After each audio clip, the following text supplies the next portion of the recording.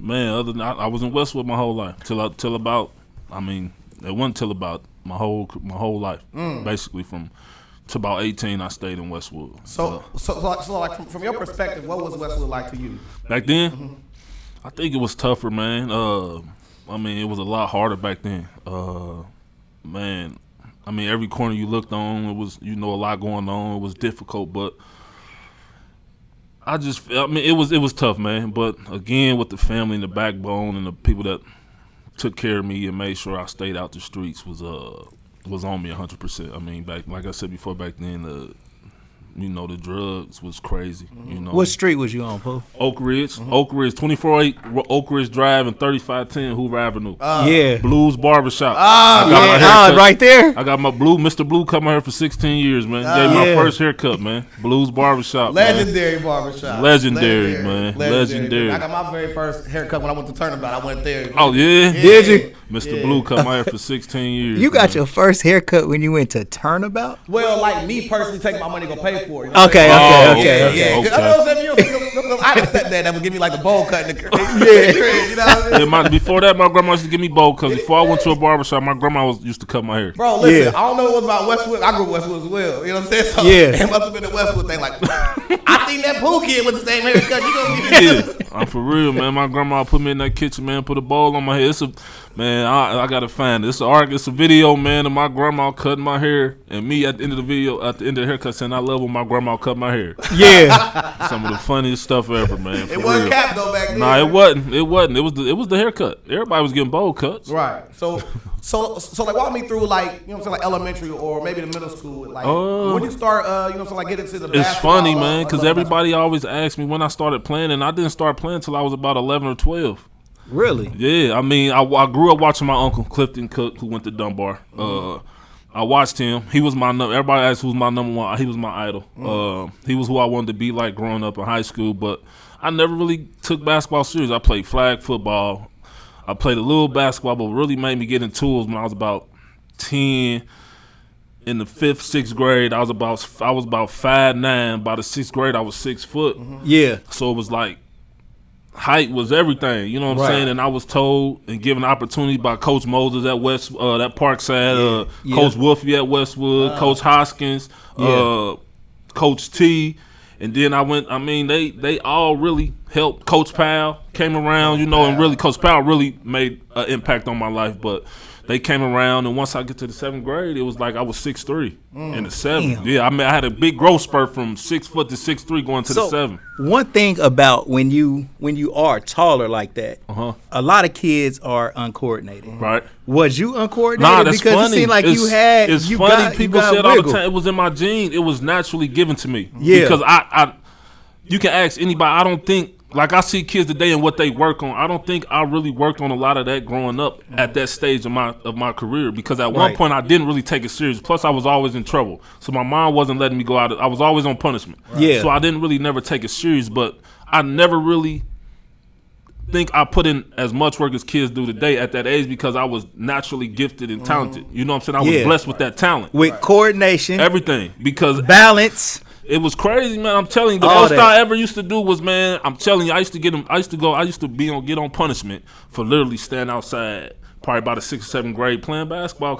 and stand outside before the street lights came on. I was outside after the street lights. I would literally get on punishment for being outside too long playing basketball. So when you say that you was getting in trouble, that's the main thing. I mean, I was bad in school, man. I'm telling you, man, listen, I was the oldest, so it was a lot more expected out of me. In a 4-kid house, I was the oldest. A lot more was expected out of me. My brothers and sisters looked up to me. So it was just like, once I did it, they felt like it was okay, and it just went down the line. We all get in trouble. So for me, that was it. You know what I'm saying? And growing up in them type of situations, you don't want you see your mom struggling, man. It's like you want to do better and do something for her. That was my drive growing up. My mom, and seeing what she had to go through and what she did for us to survive. For sure. Like for instance, I actually played against you once. Of course, you ain't gonna remember my game back in the day. You know what I'm saying? But I was next George. You know what I'm saying? But I mean, you might remember that. But not. But all seriously, you know what I'm saying? When we was at Resurrection. We outside. Mm-hmm. And I remember me asking you how old you was. You were 2 years younger than me, and I played for Memorial at the time.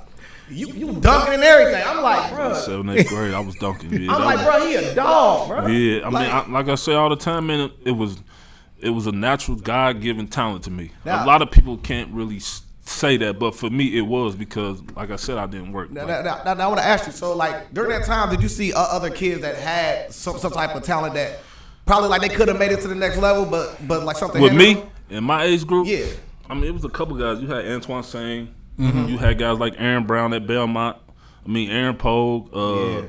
Well, let's go to middle school. Middle school? In the middle school area, like, what middle school did you go to? I went to Fairview Middle School. I was raised up by my second mama is James Taylor. That's my coach. It was everybody's coach. It was everybody's coach. Bro, me, Kareem Gilbert, Terrence Marion, T.J. to Martin. this day, she still consider her. She always says, this is your second mama. Miss Taylor's my mom. Man, Miss Taylor is an excellent coach, bro. I'm going to tell y'all, man, it was funny because my 7th grade year when I really realized that I was really good at playing basketball, it was times on Saturdays when my mom couldn't get me there, and Miss Taylor, you know, she coached both 7th and 8th. Yeah. She had Mr. Shackelford, Antoine Shackelford. Yeah. She had him come pick me up and get me to the game for the next game, man. Of course. It was just, but you know, I didn't never take it as serious as they did because I'm like, all right, man, y'all just telling me this. Like, y'all tell all the kids this. But literally, man, when I started to play from the 7th grade, because that's when Aaron Pogue, who my best friend, he introduced me to Coach Powell. Yeah. Coach Powell introduced me to Mike Conley and Greg Oden's team. Okay. So that's how I got connected to them. Right. But once I started, Gym Rats? you Speech Gym Rats. Speech Gym Rats. Yeah. So when I got connected with them, that's when I really knew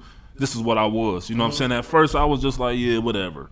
But Man, shout out Miss Taylor, bro. Word. Miss Taylor don't lose, bro. But that's the thing, people. I mean, you got to give people their roses when they're alive, and she's done. For her to be a female coach and what she's did in basketball, I mean, she has to have at least the best talent to ever come out of the city of Dayton, Fairview Middle School alone. Man, I'm telling you, Miss Taylor was amazing, bro. Right. She was. I mean, she still is amazing to this day. I still see her. We talk all day. But she just. I mean, the memories she got there and what she accomplished and what she just did at that school alone was amazing, man. As a woman, as a female. Miss Taylor would not let me play for nothing. For real? Why not? Rightfully so. Well, Kareem Gilbert is my cousin. Okay. And I was the smallest player on the team, but Remy is a point guard that ended up going to Tennessee State. Okay. And we'd get in some dog fights. Yeah. And we had to win. I mean, she put me in the game when the game was not as won. Okay. You feel me? Yeah. Like I in the fourth quarter, she let me go ahead and get in there.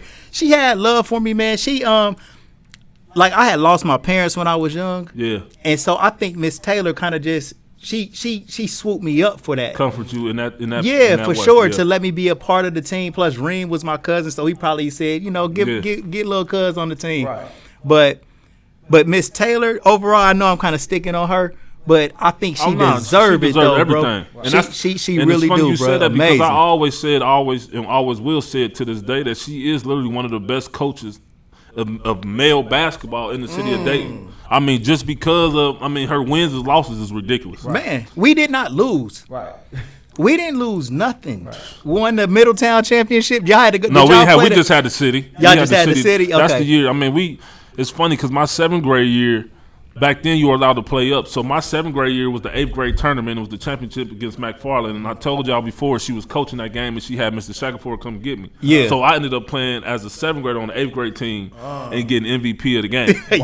I had 16, and we ended up winning the game in the championship against McFarland. And then my 8th grade year, we ended up losing to McFarland. Wow. What? You know she was hot. Wow. I'm telling you, Coach Powell was just now being my coach, too. It was like the first time in I don't know how long that she didn't lost in the championship. She was heated. Bro, can we?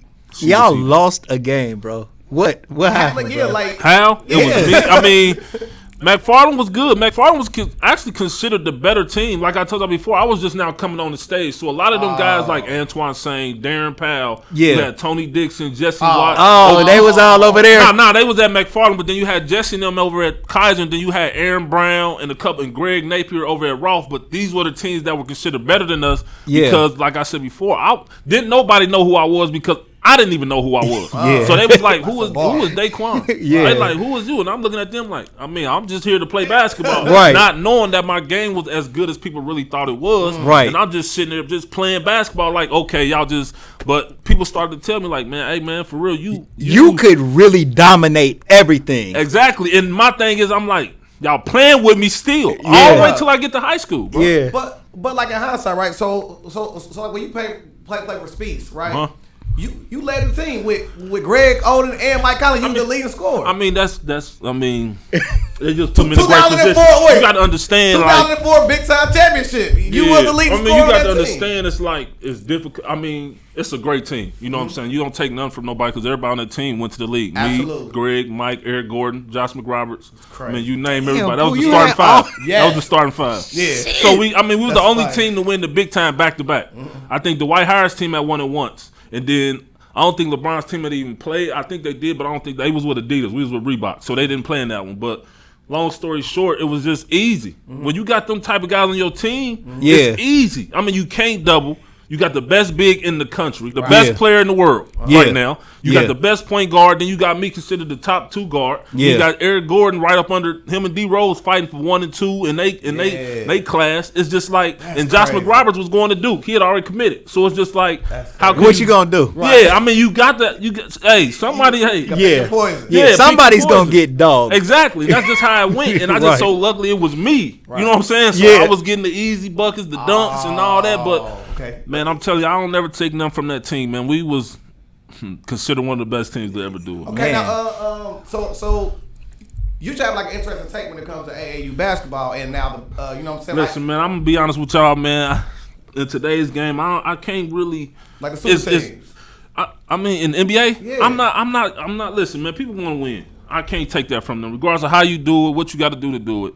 You want to win. At this point, it's not about how many points. That's just James Harden as a prime example. He can lead the league in scoring for the next 3 or 4 years if he want to. But again, that's just like when he just sit there and said, no, I don't want to stay in Houston for $50 million a year to be the highest paid per year player. It's not about money no more. It's about I want to win, and he knows he can't do it alone. So why not join with somebody? Like I always said about KD, KD did what he felt was best for him, regardless of what Golden State did the year before without him. They still needed a missing piece, and he was that piece. Absolutely. Again, you know what I'm saying? Like, he was the person that got him over the hump. So at the end of the day, you can't be mad at a player for wanting to go somewhere to win. It's not about the money. I want to win now.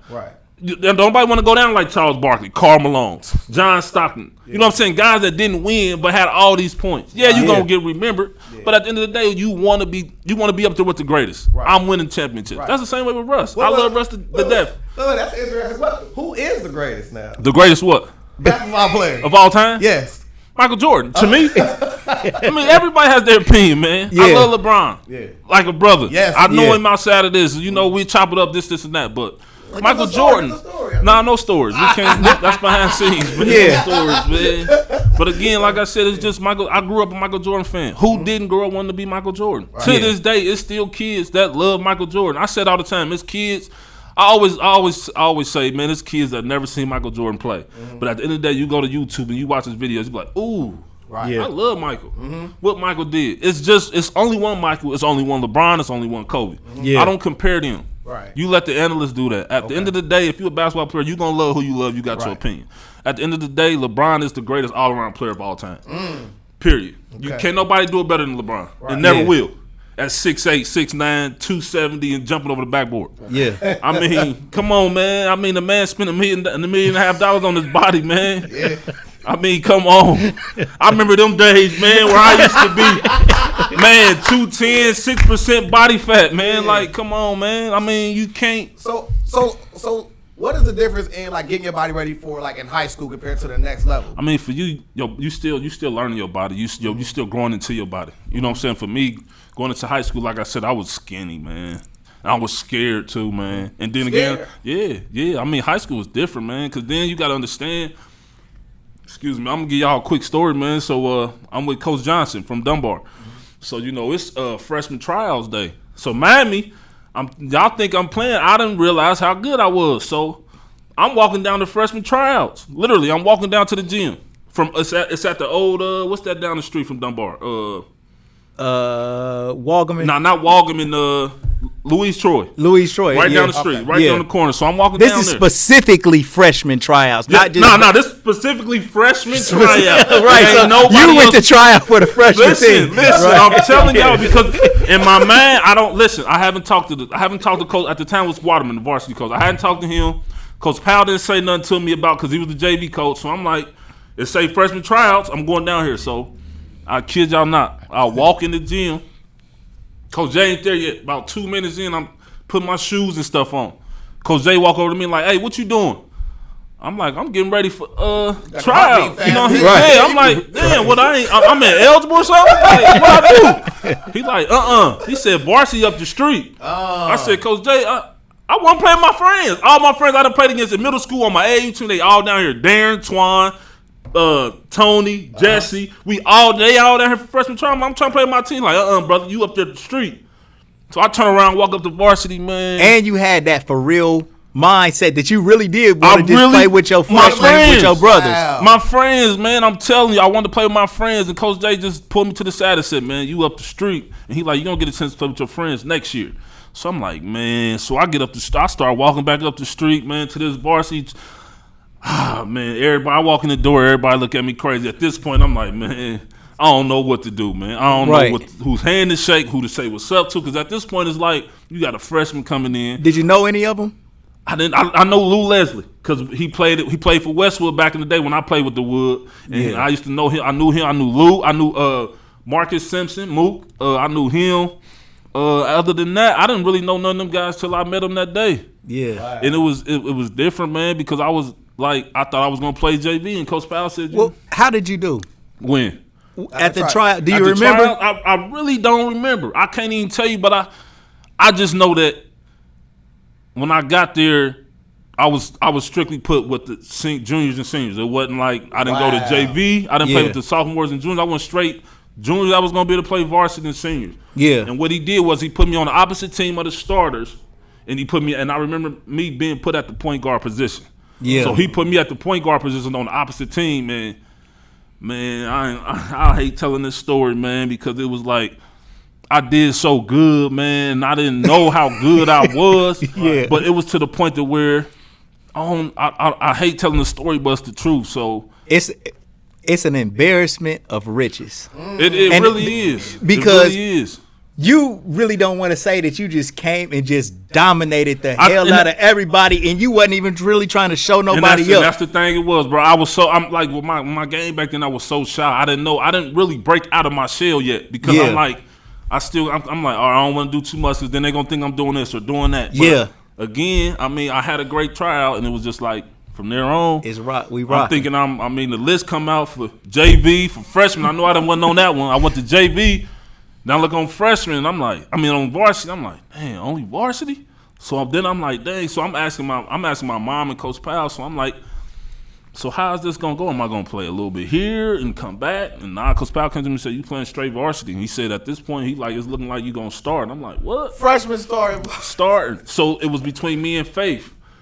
Faith. You know Faith. So Waterman before practice one day, man, came over and told Faith, man, that I was gonna be starting. So a lot of people feel like Faith ended up transferring to Jefferson. So a lot of people felt like him transferring because of me, but I just felt like he transferred because it was a better position, better because he wasn't gonna be able to play with me. Yeah. But it was just like, oh, you the starter. Right? Yeah. I'm like, starter? I mean, but from his perspective, at least he can say it was DAEQUAN Cook. He made the right choice. That's true. Who came through and got that position. And bro, you went on to go to Ohio State and go to the yeah, for sure. But just bringing it back though. So you coming into your freshman year? Freshman year. Barely know my classes, my teacher's name. Yeah, and are you you gaining confidence at this point? Well, for me, it's like it's hard because I'm shy and I'm attached to who I'm attached to. So it's like these are all new faces. Yeah. So I have to get comfortable again with these guys because I'm used to playing with these guys down the street. Right. But ain't none of them up the street with me. I'm up here by myself. Ain't none of my friends I done played with.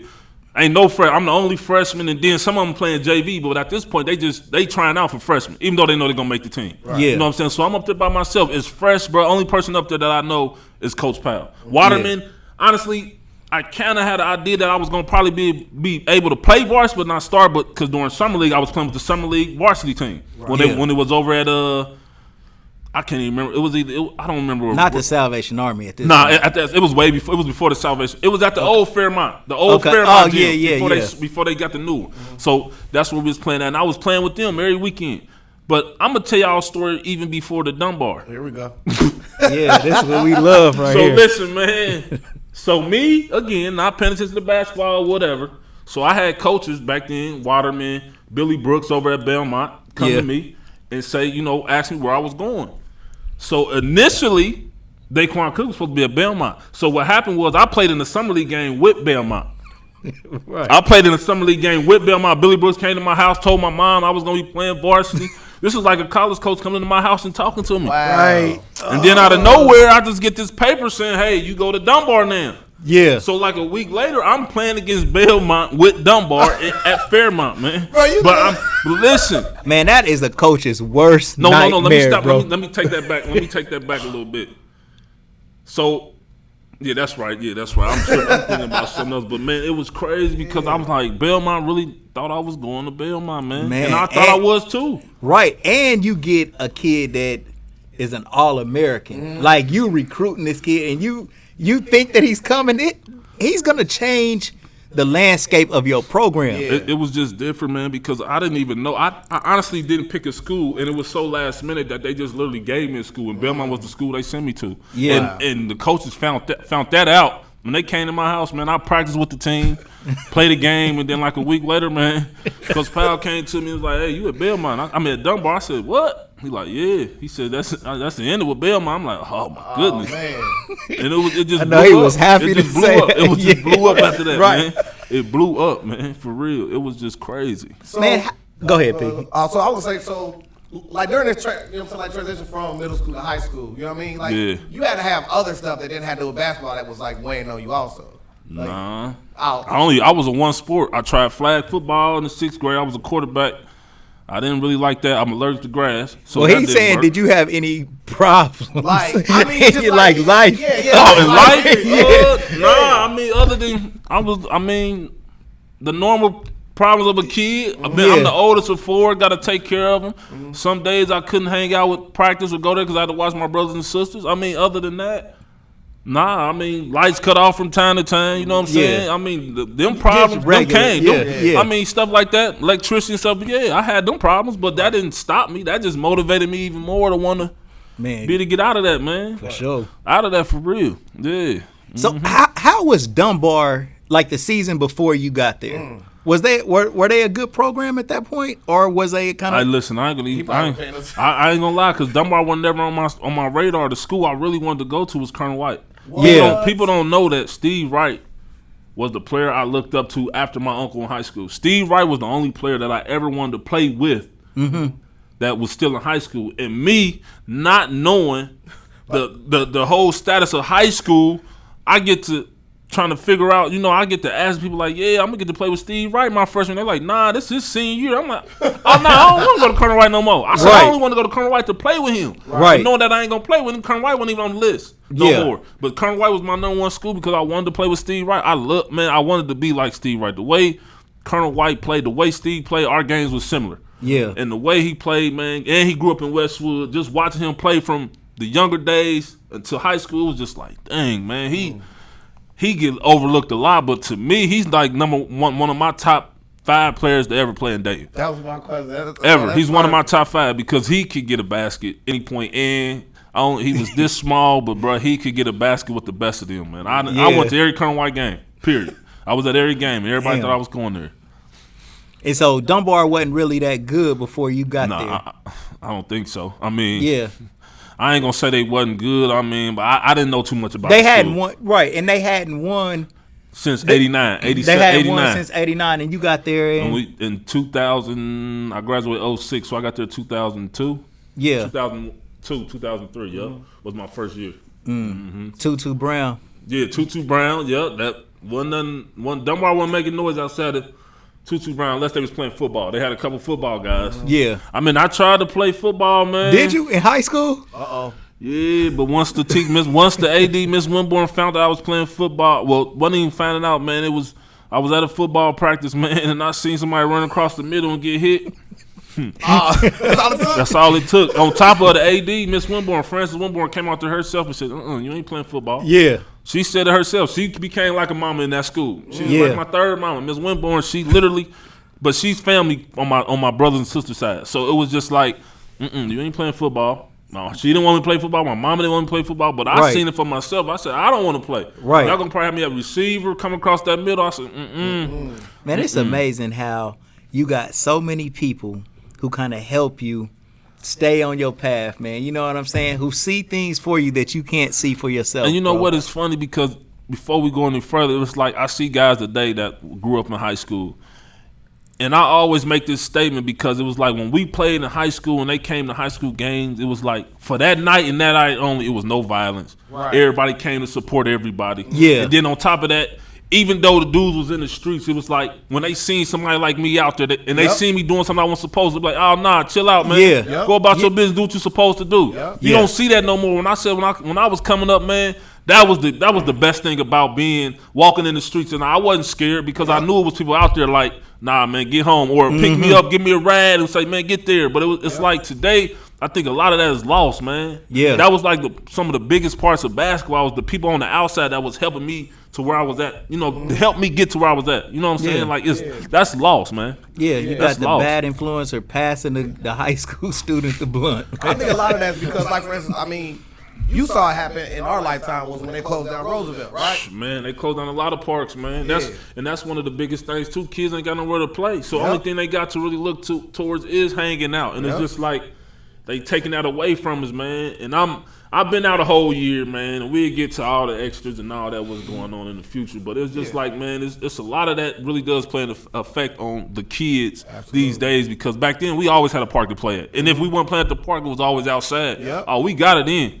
It didn't matter what was going on. If it snowed, we'd get a little snow shovel, shovel up the little sidewalk, the court, and we'd make sure we can shoot. But it's like that part of the game is lost, and that was like the most important part to the game, the part that people don't see. You know what I'm saying? And it's just like now everybody want to record everything.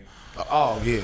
And it's just, it's different, man. It's different, man. We had somebody go live while we recording. I'm like, come on. Like, Yeah, how many cameras do you want to be on at once? Yeah, man, this camera stuff, they taking it too far. I can understand when you're around the law and this and that, but boy, now you start this little weight loss. You've been losing weight for 2 days, and you want to sit here and start flexing. I mean, who loses this in 2 days, man? If they have something that you can lose something in 2 days, everybody be taking it. But it just makes me laugh because I'm like, I understand you in the gym, but don't start show the before or 1 month and then a month later, not 1 month and then 20 minutes later. Oh, I just did 20 minutes on the because you sweating. Okay, but then what? You know, it's like, come on, man. Let's be realistic with life, man. It don't work that fast. So like during this time, so like you see it go from being, you know what I'm saying, like not really a basketball franchise at Dunbar to now it's lit. Yeah. So now it's kind of like some local celebrities stuff come out in that way. So like how are you adjusting from being like the shy kind of after my freshman year? Now you lit though. Now I'm talking about everybody comes to the Dunbar game. Oh no! By this time though, I'm playing with my friends. Okay. So after my freshman year, it's like I was shy.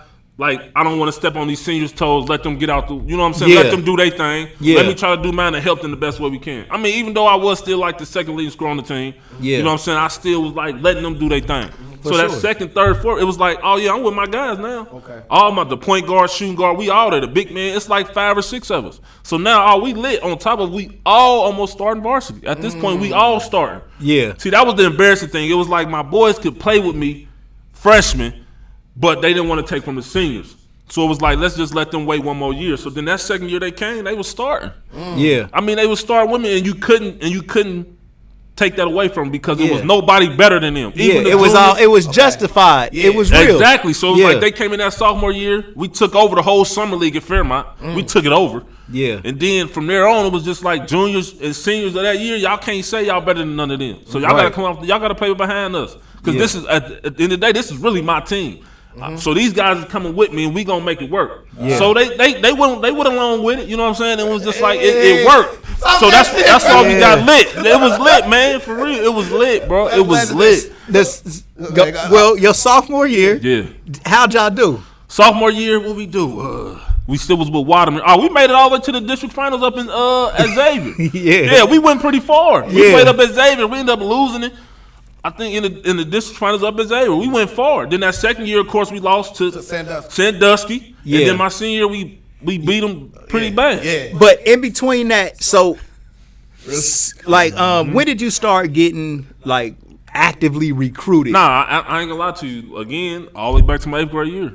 Oliver Purnell was the first person who recruited me. Wow. From UD? From UD. This is when he was at UD. Yeah. He was coming to the 8th grade game. Legend. Listen. Oliver Purnell. What's funny is if Oliver Purnell don't leave UD, yeah, I'm going to UD. There. Wow. I'm going to UD. Soon as Oliver Purnell left UD, it was over. I didn't never want to go to Clemson. It was just going to be North Carolina. Ohio State came in at the end because I loved Thad Mott at Xavier. He was the bomb, bro. Yeah. Fire. He was the best coach ever at Xavier. So I'm like, to play for a great coach, I don't have to leave the state no more. I can play right here at Ohio State. This is when they was all taking away all the sanctions too at Ohio State because that played a factor too. Am I going to be the player in the national in the playoffs? Right. But they was all taken away by the time he got there, and that made my decision even better. But Oliver Purnell was probably one of the. He was on tough, man. Like, as soon as I got to Dunbar, I had my own mailbox.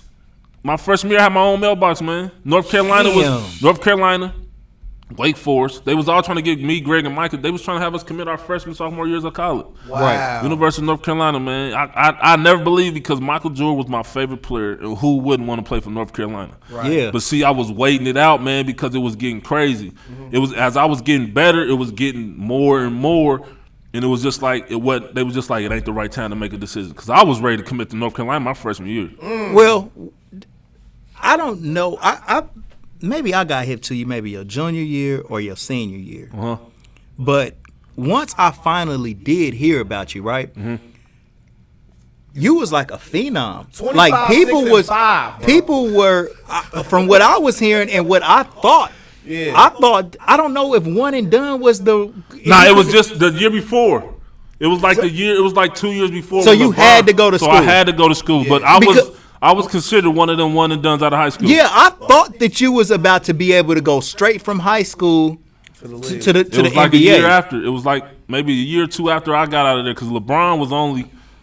LeBron was just a senior. My 8th grade year, LeBron was a senior. Yeah. So that means the year I came into high school, they ended it. Yep. They ended it going straight to the league. Going straight to the league. Yeah, I was considered my senior year. I was being told that if I was to go, I could have got drafted. Wow. And so I actually end up coming to one of your games, just straight off of the fact that you was playing, right? Right. And I think the game that I came to, bro. It may have been at halftime. I think y'all had the game in hand, but you did some spectacular shit. Like, bro, you was out there cooking shit up. I just had to be. You know how some people feel like it's always in dating. I don't like to call them haters. I just like to call them the extras because it's like you always got them. But it was like every time I played against somebody, it was like. When it was time to get out on the court, you know what I'm saying, shake hands, beginning of the game, somebody always yelling, I got cooked. Like, I mean, I got him. You know what I'm saying? I got him, this, and it's like, what, right. I mean, what you saying that out loud and let don't people make it know. true. It don't make it true, but it don't make it no better. Like, yeah, I'm 6'5". I'm considered a center on any other team because Big Aaron was 6'9". Right. You know what I'm saying? Mark Anderson was 6'7", 6'8". I'm 6'5". I'm like, they either too slow or too little. Yeah. Either both. I mean, or both. Yeah, or just sometimes you just in the way. Yeah. You just a fifth player in the way. You just saying I got cooked and you gon'. I mean, Smooth-footed. come on, man. Like any city school we played, man, from my sophomore year to my senior year, it was like, I don't have to work hard, but at the end of the day, I'm not giving these people that's coming to see us play if I'm going to sit here only average 10 points against y'all. No, I'm going to go out here and tear y'all up, do some stupid stuff. I mean, do some crazy, outrageous stuff, and then send everybody home happy. Yeah. Bro, I promise. I think the game that I came to, bro, like coming to he was doing a lot, but one signature moment, man. I'll tell you, it was at the end of a quarter or something, man. He just raised up from deep, some deep shit. It might have been at UD, man. Cash money. It might have been. But we was at Dunbar. I was at Dunbar. It was at Dunbar. Man, I remember my sophomore year, man. Man, we played against the Cincinnati team, man, and Chris Wright checked in and said you to go. Who? Chris Wright. Oh, that's my boy, man. That's my boy, man. That's my bro, but man. For real, man. I remember my sophomore year, man. I took it through my legs on the fast break, man. Sophomore year. I did that my sophomore year, man. That's crazy, bro. Took it through my legs. On a fast break, On a fast break, man. Cincinnati Woodward. I got the film at home on DVD, man. You know I'm going to show y'all a little bit, man. I'm going to send it to y'all so y'all can see some of them clips, man. I got a whole bunch. I got a nice little high school highlight film, man. So like, when you playing against, you know what I'm saying, like the area talent, and then when you start going up in the divisions, like, did you start to see people that's kind of more like when superhumans like yourself? It's crazy because in high school, for me, it was easy. I ain't gonna say it wasn't. It was easy. But when you got on that AAU circuit, you played against Wayne Ellington, Gerald. I can't think of his last name, man. It was guys like them that was like me and Wayne Ellington. It was always me and Wayne going back and forth. Who was the best two guard in the country? Wow. Yeah, Wayne Ellington. But then on them other AAU teams, even the guys coming up, you know, you had like the Brandon Jennings and Kevin Loves. I mean, we played. I mean, we was in the Kevin Durant, James Harden, Russ. Russ didn't play with the same AAU teams as James and KD, but growing up watching them playing against them, I mean, you knew you was in the best tournaments. Like Speech Indie Heat, we didn't duck no teams. Right. If we want to be considered the best team, we gonna go play these other teams. But what really killed us was we was with Reebok, so KD was with Nike.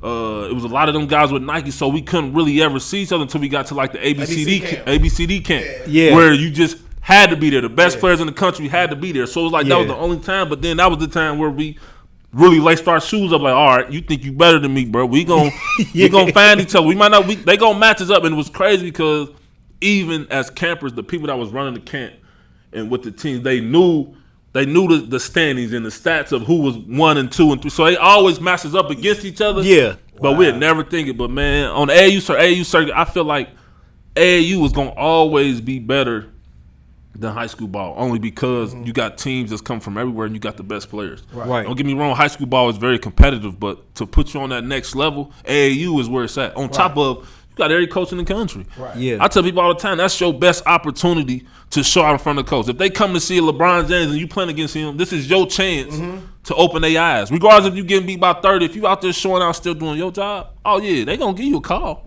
Yeah. Because everybody can't get a LeBron James. Right. Even under that. Like I always tell people and tell kids, there's always somebody watching. Regardless of how you feel, how you think, you don't think nobody watching, somebody's always watching. Period. You can't never take a day off. Somebody's watching, for real. Even the smallest kid, even the smallest teams in college basketball are watching. And I'm liking the way these college players right now is going to these HBCUs. Talk about it. I mean, I ain't, back then that wasn't the thing, but I'm really liking that, man, because a lot of HBCU Division I teams really starting to get looked at now. Yeah. Who, is it Master P's son? Yep, Master P. Both his sons. Both of his sons. They going to what, Tennessee State? Yep, Tennessee State. Yep. Man, shout out Tennessee State. Yeah. That's Remy G. TSU. Yep. So after then, right? So now you're doing the like McDonald's All-American game. Yeah. Is it kind of like, well, you already got the little swag about it already, or I'm swagged out then. I'm swagged. Right. I mean, McDonald's All-American. I'm one of the top 24 players in the country. Regardless of how you count it, I'm top 24 in the country. How feel when you walk in now? You know what I'm saying? In the school? Yeah. By my sophomore year, I'm crazy, but by my junior year, it's like ridiculous. Yeah. Because at this point, it's nobody better than me. It's no team better than us in the city of Dayton. Okay. Yeah. From really my sophomore year, we probably lost to Colonel White. We probably lost to a couple Cincinnati teams, but it was by some small stuff. But we split. But by my junior year, we didn't lose to no more city teams, Cincinnati teams, or my senior year. So it was like, oh, nah, y'all can't beat us. And at the end of the day, I'm the number 1 player in this state. Yeah. What? And then I'm considered number 1 2 guard in the country. Right. I mean, it's 1 or 2. And then I'm considered top 5 in my class, 06. It's like, what can you say to me outside? It's nothing. It's the truth. It's the truth. And it's just like, what can you say to me? I'm talking about, then you tell me I'm a McDonald's All-American. This hasn't been done in the city of Dayton in so long. Yeah. I mean, I'm doing things that hasn't been done, but I'm doing it humbly as possible. Because to me, it's like, I'm telling you, I'm a shy guy. Yeah. And it's like, okay, you know what I'm saying? Cool. Like, hey, I'm happy. You never really tried to just pull rank and just never dog nobody. Never. I can't do that. I'm humble, man. I know where I came from. I don't take that for advantage. And I don't do that to anybody else because you don't know their whole story. Right. You know what I'm saying? So my thing is I'm not going to sit here and downgrade you or talk about you about what I done did. Yeah. My thing is I just want to motivate you to do better than me. That's just like I tell my son because I got a seventh grader. His team is A1, each one teach one. They out of Miami, Florida. They like the number 2 team in the country right now. Yeah. 7th grade, going into the 7th grade. They just lost in the national championship game in the Nationals in Virginia in Hampton. Yeah. And they came and they lost in the championship. But I tell him all the time because he always say he want to be like, I said, nah, son, you going to be better than me. Yeah. Because at the 7th grade level, for y'all to be where y'all at, we was just now getting there. Yeah. And with YouTube and social media is different. But back to, man, high school, I walked the halls, and then by that time, my junior year, I had committed to Ohio State. Yeah. So it's like hometown kid now. I mean, but you at Old State. Old State run the whole state of Ohio. Yeah. Regardless of how you want to look at it. What can you say? I'm getting ready to go to the Ohio State University, one of the top 5 prestigious colleges in the world. Yeah. You can't tell me anything no more. You can't. I'm just being honest. I'm going to the Ohio State University. I'm committed. It's not like it was between Ohio State, Wake Forest, North Carolina, Florida, the Gators. It was only 4 teams. That was it. Yeah. But North Carolina, Wake Forest was at the top because when me, Mike, and Greg went to go visit Wake Forest, Chris Paul was there. Legendary. He took us on the trip. Yeah. So it was like amazing. But in my mind, I had already knew where I wanted to be. So it was like I made that decision without Mike and Greg. And I think whoa. So you went there first. Yeah. I didn't even talk to them. What? I didn't talk to them. A lot of people don't know that. I didn't talk to Mike and Greg about it. Well, because Mike wanted to go to Wake Forest because of Chris Paul. Yeah. That was his man. Greg was going to follow Mike. Yeah. So, but for me, I was like, when Ohio State came to my house and sat on my couch and told me, this is it. I'm like, oh, it's no brainer. I'm talking about they bring a binder that look like a syllabus for a college syllabus. Everything that's going to go on. I'm like, oh, I'm going there. Then I asked, was we going to be sanctioned? No, you ain't going to be sanctioned. You're going to play immediately. Oh, what am I waiting on? And they was organized when they came to you. Everything lined come up. on, man, Ohio, I mean, any college. They came and sat, literally, it was like a knock on the door. They came and sat down at my house, man. Yeah. And they was like, look, this is what we can do for you. I mean, everything another college team has said. But it was just like by that time when I had committed to Ohio State, that's when I guess North Carolina went ahead and went with Wayne Ellington. Wayne Ellington had ended up committing to North Carolina because I was the part that they was waiting on. They was waiting on me to commit to there, but I didn't end up committing, so they went and got Wayne Ellington. Oh, wow. Yeah. Yeah. And so it seemed like, did Greg and Mike consider, because they both from Naptown, right? Yeah. It's Indiana, you know, I they had like got a rich basketball history. history. He was good too because they had the black coach at the time. I can't think of his name, but who? IU? Yeah, IU had the black tall coach. He used to play. He used to have like a little box. I can't think of his name, but it was crazy because I had went to Dunbar and told him I was ready to make a decision. Yeah. I went, made my decision. It was like Mike and Greg called me like, what? You weren't going to tell us? And I'm like, man. I'm like, bro, I can't lie to y'all. They came to the house and told me what was going on. Mike Davis? Mike Davis. Right. Mike Davis. Mike Davis. It was like, man, I can't. I mean, then I'm like, I'm close to home because you know I'm a mama's boy. You know what I'm saying? I like being around the family. I wanted my family to be able to come see me play. Greg the same way. He wanted to be around his family. Michael's probably a little bit more out, but at the end of the day, it was just like, man, it was best. Right. You know what I'm saying? And it was just like, it was that easy for me. And how I remember, I might be wrong, but once you guys all committed to Ohio State and they come out with the preseason rankings, y'all was like right there at the top. We was number 2. Y'all was number 2, right? Like number 1. We was like it was between 1 and 2 because it was us and Carolina. Yeah. Carolina was because it was me, Mike, and Greg, and then Dave Lighty ended up committing. Okay. He ended up committing, but then we got Othello Hunter. He came from a JUCO. Yeah. And then we had that was it. Yeah. And that was the Thad 5. So Othello kind of probably put our rating right there at 1 or 2. Yeah. So that's why I was where it was at. But I mean, that was amazing. Yeah. What was that transition from high school to college like, just lifestyle wise? Like lifestyle, because man. you coming from Westwood, right down the block from me. Now you own the prestigious The Ohio State University College Man, I'm campus. tell y'all, man. It's lit for you, number 1. It's crazy because we had to all go to summer school. We had to they made us all go to summer school, and if y'all don't know now, y'all know. Old State summer school. Yeah, we had to go to summer school on campus because we had to play. Man, they had us. So if y'all don't know, man, I took a dance class, man. In summer school? Wait a minute. We getting exclusive, y'all. Hey, listen, y'all. I took a hip hop dance class in summer school, man. I took world history, hip hop dance class, and it was like a math class. 3 classes. Dance class seemed like the class I had the most out of all the classes. I'm talking about me, Greg, and Mike. Now I ain't gonna. Now I was not. I wasn't uncoordinated when it came to playing basketball, but when it came to two-stepping, yeah, I trip over my feet. We was all in there tripping over our feet. You, man. Greg, on them, Mike Conley, all in dance class, in this one dance class, man, for summer league, bro. It was crazy, man, because it was like summer. I think summer school was for 6 weeks, so it wasn't bad, but. The biggest transition, man, was, back in high school, we didn't really lift weights. You know what I'm saying? We just went out and played. We worked on our games. But when I got to college, man, that first week, we was doing 5 a.m.s. 5 a.m.s, I've never been up for 5 a.m. for nothing. Right. I ain't never been up for 5 a.m. for school. But we'd do 5 a.m.s where we'd go to the sand pit. We're working the sand pit for about an hour. Lifting weights was like the biggest transition for me because my body had never, ever lifted any weights. Right. Eating right. Been on a plan, a health food plan. Basically, had to wake myself up for school to be on time because if you wasn't on time, I mean, your punishment was 5 a.m.s for like 2 weeks in a row. I mean, you didn't want to miss school, but then you had to set your alarms. Then you had 3 or 4 classes a day, but then Ohio State's so big, you had to walk to each class. You had to give yourself time. The biggest transition was me having to do it on my own, becoming an early adult, and being mature enough to be able to take care of myself and be responsible. That was the biggest transitions for me, being more responsible and growing up. Yeah. Yeah, man. So after you take the dance class with Greg and Mike Conley, you know what I'm saying? So then y'all play summer. That's why well, we don't really play summer. We just work out together. Then we play 5-on-5. You know, nothing too major. We just work out 5. We got 5 a.m. workouts. Our classes be over by 2:30, 3 o'clock in the day. We come back. We have some workout drills we'll do, and then we'll play 5-on-5. Right. Yeah. So that was pretty much it. So first game as a freshman.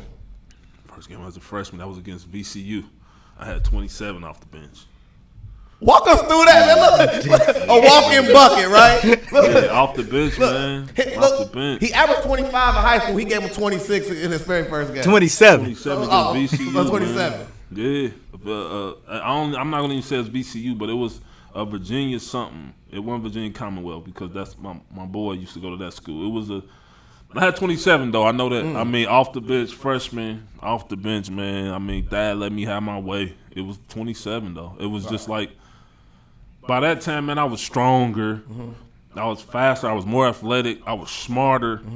And the game for me came so naturally. I was so naturally gifted for at my age and the level that I was at. It was just like it was easy. So for me, it was a no-brainer. I was able literally to do what I was doing in high school, but I was a lot more stronger, faster, and smarter about doing it. So, I think, my bad, bro, but I was just saying, like I think that I probably watched most of your college games. Like I was, and you probably don't know this, but like, bro, I just wanted to see you play. Yeah. It's certain players, man, that just got this type of vibe. It can because they related to you. You relate to them. You definitely was representing Dayton. Absolutely. So I wanted to see you play like every game, bro. Yeah. And this game that you're talking about, like, I remember it because I was so proud of you, bro.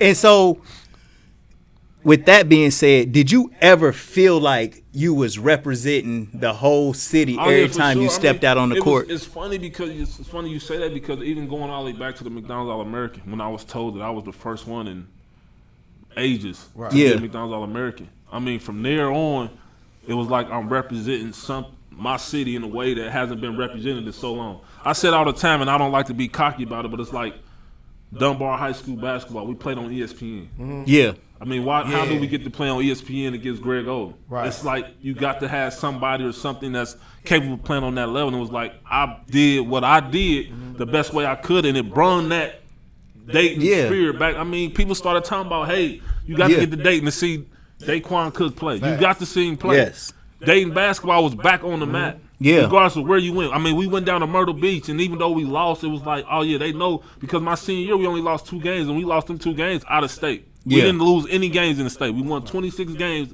and we was on a 21 game win streak. We didn't lose once we came back from Myrtle Beach. Yeah. So it was like, oh, yeah, them boys in Dayton ain't playing on top of, it was like me leading the charge. Yeah. But I felt like it was Dayton was on my back. Yeah. That's why I always say Westwood raised me, Dayton made me. Yeah. I say it all the time because that's how it is for me. Westwood really did raise me. It wasn't just one person, even though my mom did all of it. But it was people in that community that helped me do it and still to this day. And then the whole city of Dayton helped me. Feeling that synergy, bro. Everybody just and I think about like visioning, right? You know, I think when everybody comes together for a collective vision of something, like we all had this projection of you going to the league. Yeah.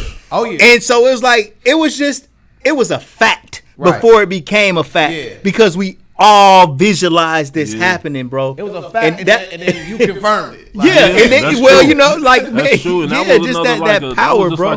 That was just not like another shot thing because I didn't think after that freshman year, even though it was good and it could have went so much better. Right. Yeah, you know, we ain't gonna get to everything that went on our house state, but it was just like I didn't feel like I had did what I needed to do to make that jump yet. Yeah. Right. But again, I was taking a leap of faith and believing in God, and what I did from that point to now to then, I was just like, man, because it was like Greg and everybody leaving. You like Greg leaving, Mike leaving, Ron Lewis is senior, Jamar Butler is senior. I'm not saying like the team ain't gonna be good, you know what I'm saying? Because even John Diebler had committed.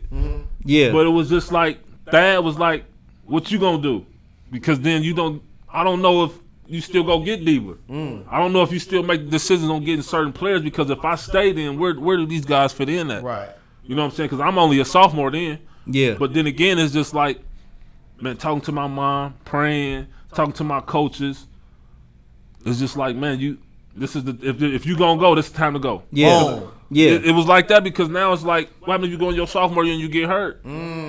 You lose a year. You get older. You know, the older you get, the less of a chance you got. These teams ain't taking older cats. Right. Nah. So it was like, my man, I'm like, after we lost that national championship game against Florida, I'm in the locker room, and these are the words out of Thaddeus' mouth. We gonna come back next year and do this. And my man, I'm like, man, I want to. You know, I want to, but I'm looking around. I'm looking at Greg. I'm looking at Mike. Yeah. And we looking at each other like, what? We being realistic. Right. Yeah. Everybody know Greg gone. Yeah. Mike is too. Yeah.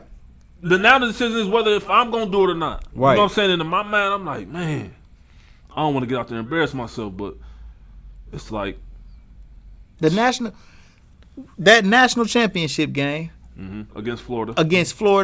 Ohio State football team lost to them in football that year. Yeah, National sure championship, did, and we bro. lost them in the basketball game. Who they had? Noah. They had Joakim Noah, Al Horford, Yeah.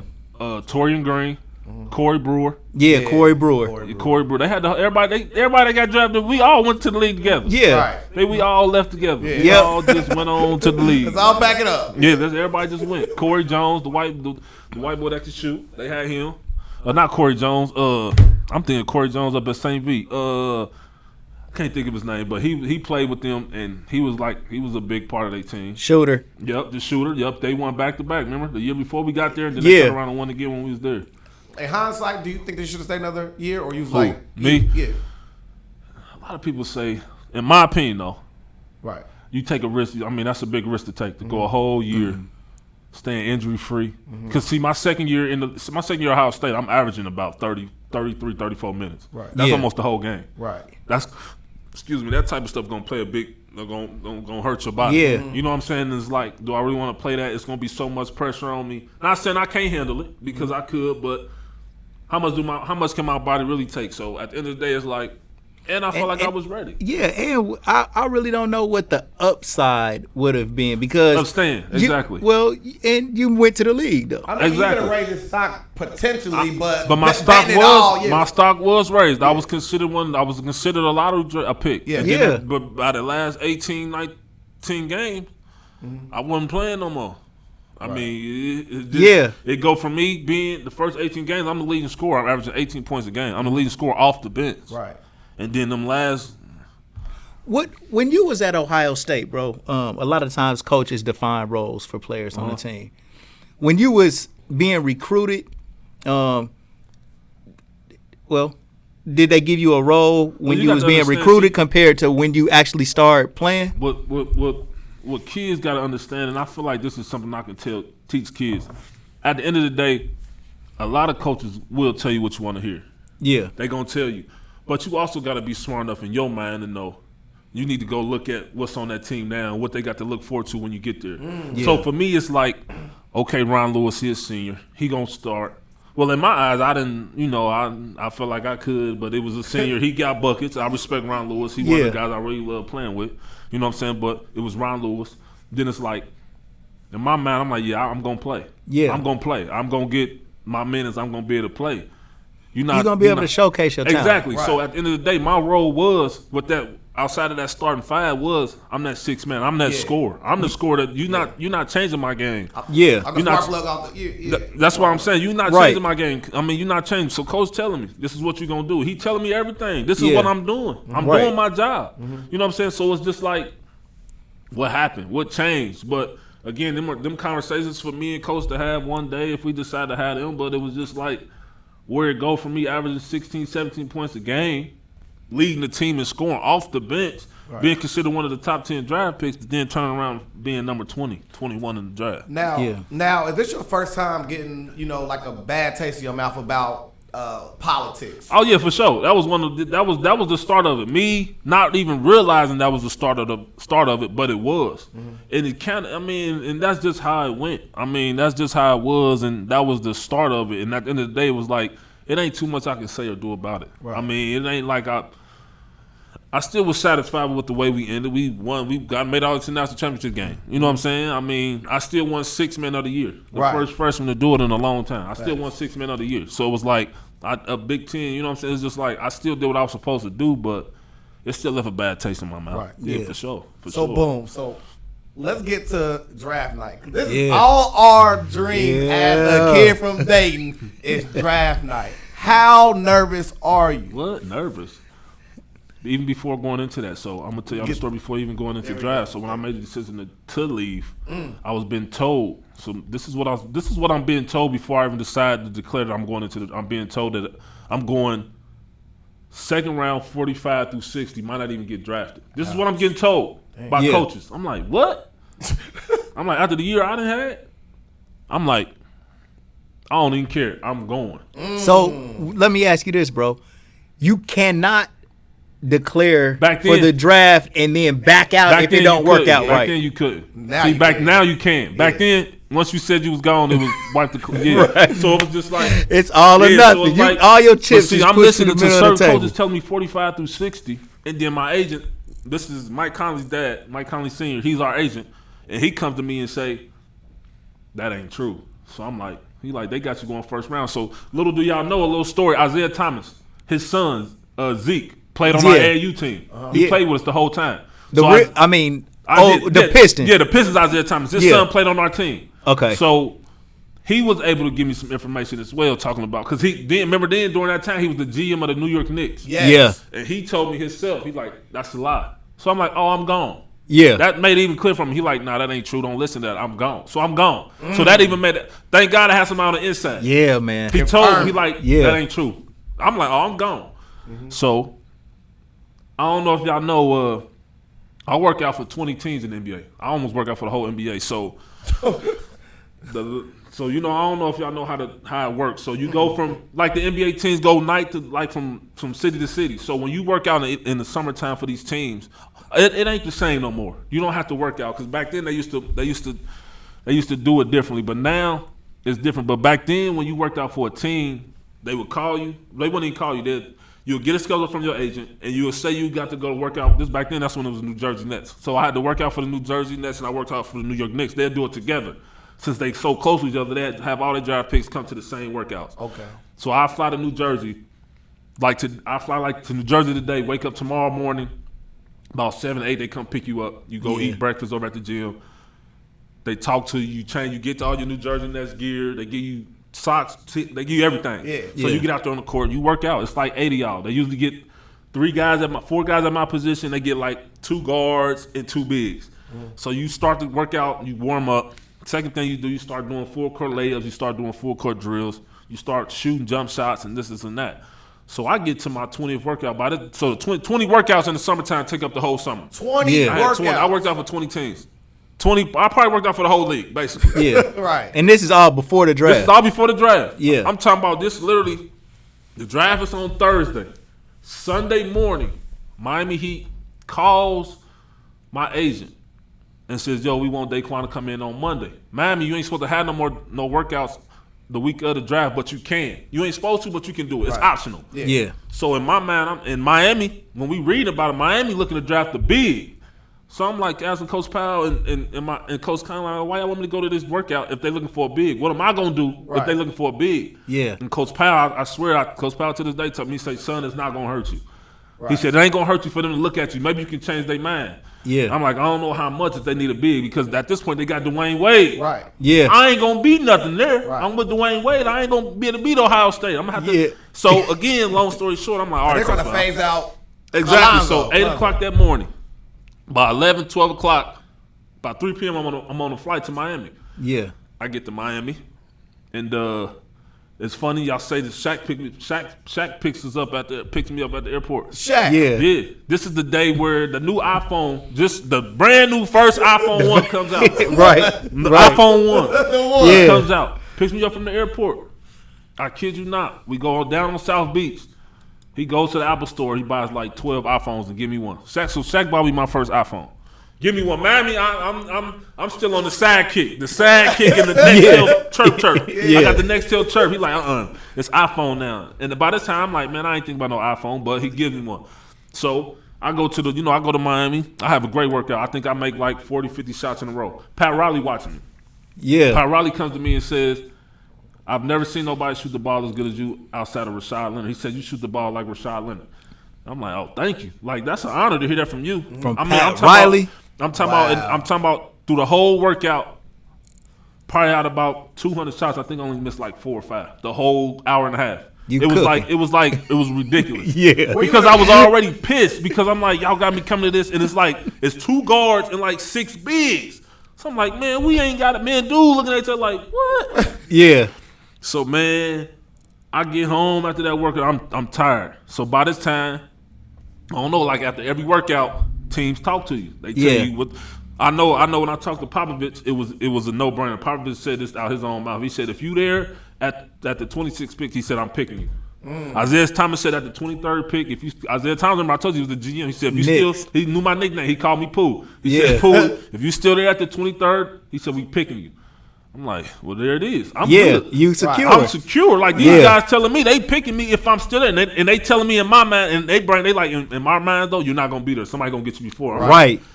I'm feeling good now. I'm like, y'all can't tell me. So the night of the draft, man, I don't know nothing. I don't know nothing at all, man. So had Miami won the championship that year? They won the year before. They won it the year before, and then that year, remember, Chicago swept them 4-0 in the first round. Okay. So then that was the year I got drafted. The year after that. The year after that. Okay. Okay. Where you at? Where I'm at in.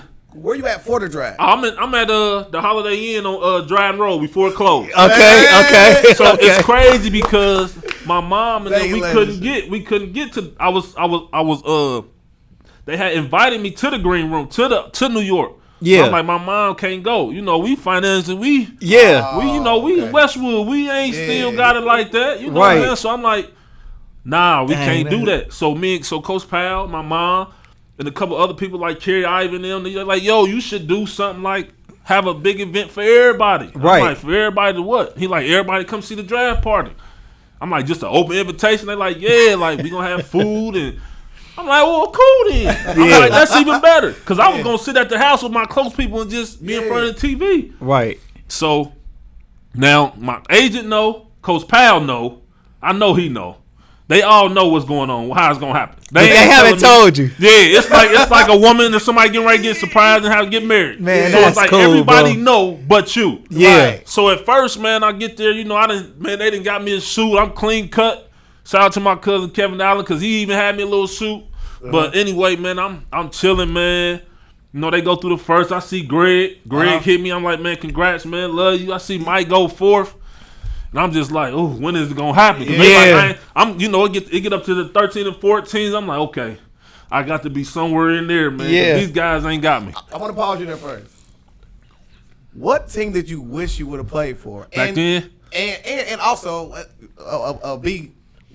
What's your favorite team? Period. Yeah, like D Pal on here. He said, yeah. He said, man, he didn't even want to go to Miami to work out. You tried to miss the flight. Tell y'all, bro. I didn't want to, man. No cap. No cap. Hey, shout out Kerry Ivy. He on here. Check in. Man, I didn't want to go to it, bro. I didn't want to go because I felt like it was pointless, bro. Yeah. I really felt like it. But the team I really wanted to go to. And your favorite team growing up? Favorite team growing up was the Bulls. Had to be, okay. Yeah. But the team I wanted to play with most was Popovich, the Spurs. The Spurs. I mean, what y'all don't understand, Tim Duncan was my favorite player. When during that time, Mr. Fundamental. Yeah. I mean, you got to think about it. Growing up, when we grew up, we learned the fundamentals, and he perfected fundamentals to a T. Bruh. Man, off the glass. That was my favorite game in high school. Anything off the glass, off the glass, man. Like it was like that was the fundamental. He perfected the fundamentals of basketball. Bruh. Yeah. Imagine that 14-for-14 swap. Instead of having D Green there, you had it wasn't even Danny Green. It was Marco Bellinelli. Right. It was him or somebody that got drafted there. Because D Green went to the Cavs. Yeah. So he wasn't. It wasn't even. But it was just like that's who I wanted to play with. Even that day of the workout with the Spurs, Tim Duncan was in the gym, and it was just like I got to shake his hand, man. I was like, man, you don't understand how much of a fan I am, man. Yeah, man. Like it's like crazy. But anyway, man, I'm just sitting there sitting down. I'm just getting hands sweating. Right. Sweaty. Man, palms sweaty as ever, man.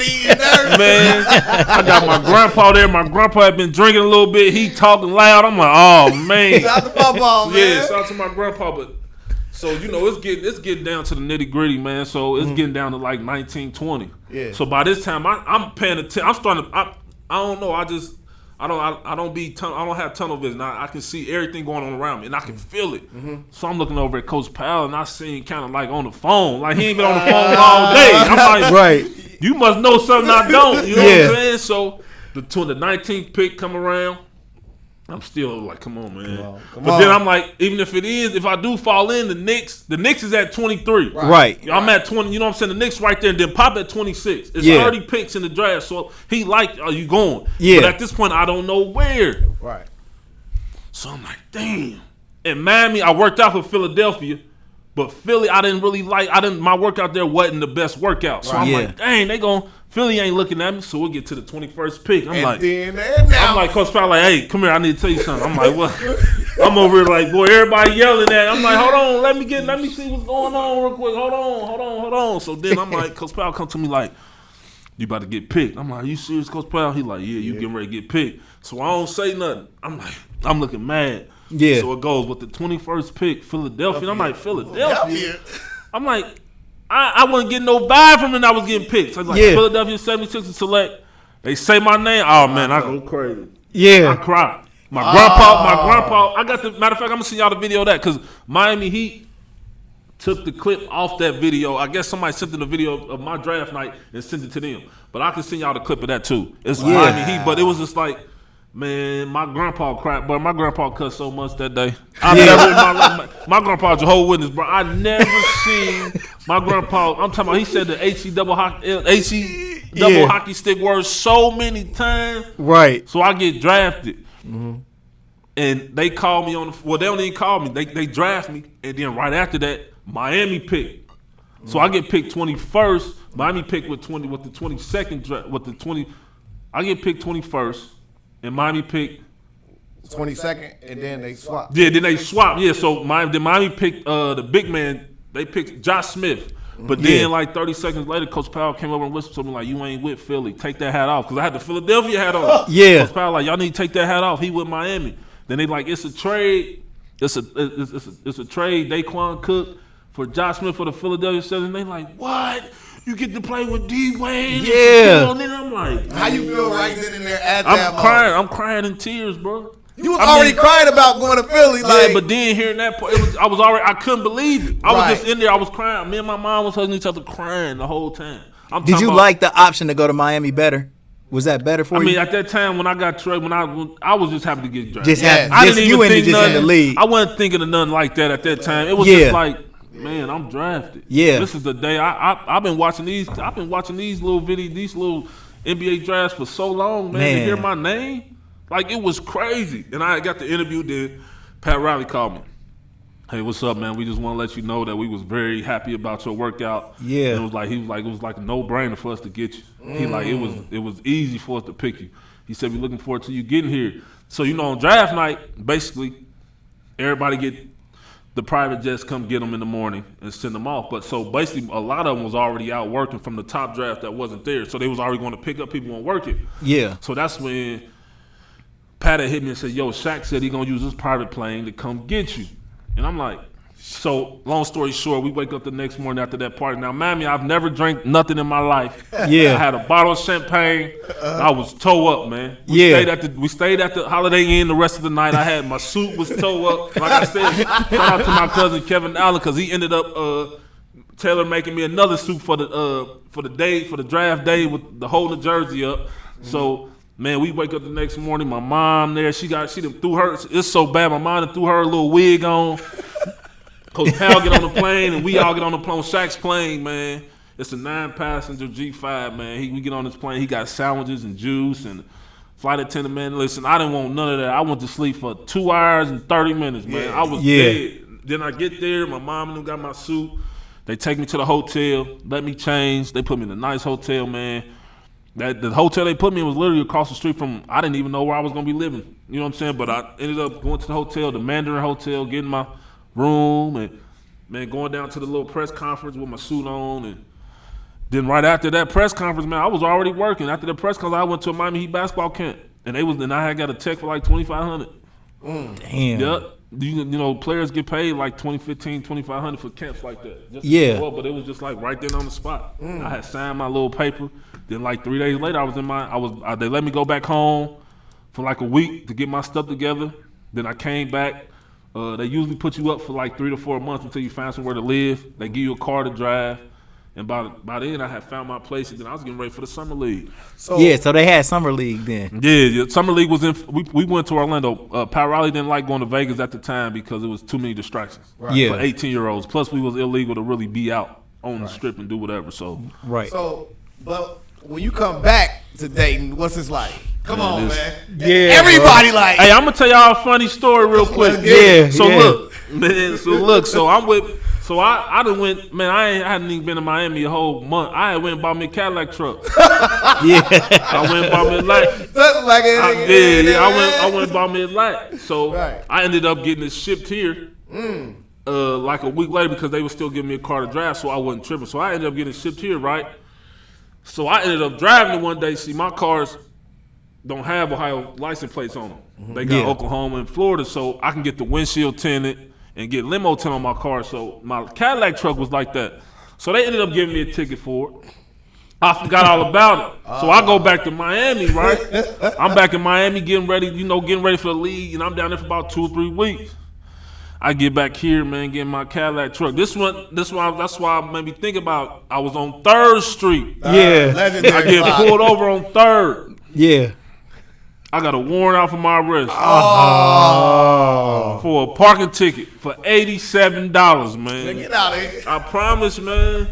I get downtown, man. My mom, Coach Powell, they all follow me downtown. They go across the street and pay it, man. I had, man, the funniest story. They took you to the county, bro? I went to the county. They didn't put me in handcuffs until I got down there. Respectfully. Right. They put me down. They put me in handcuffs when I got down there. They didn't put me like in the cell or nothing because by the time my mom and them was already across the street paying. You know what I'm saying? So by the time I booked in, it was like time to go. So it was like I wasn't in there for more than an hour. Right. But it was just like, man, this is unbelievable. Right. And it was my mom's fault, though. I blame it on my mom to this day, man. Because she said she forgot, man. She said she forgot, but it was her fault, man. For real, bro.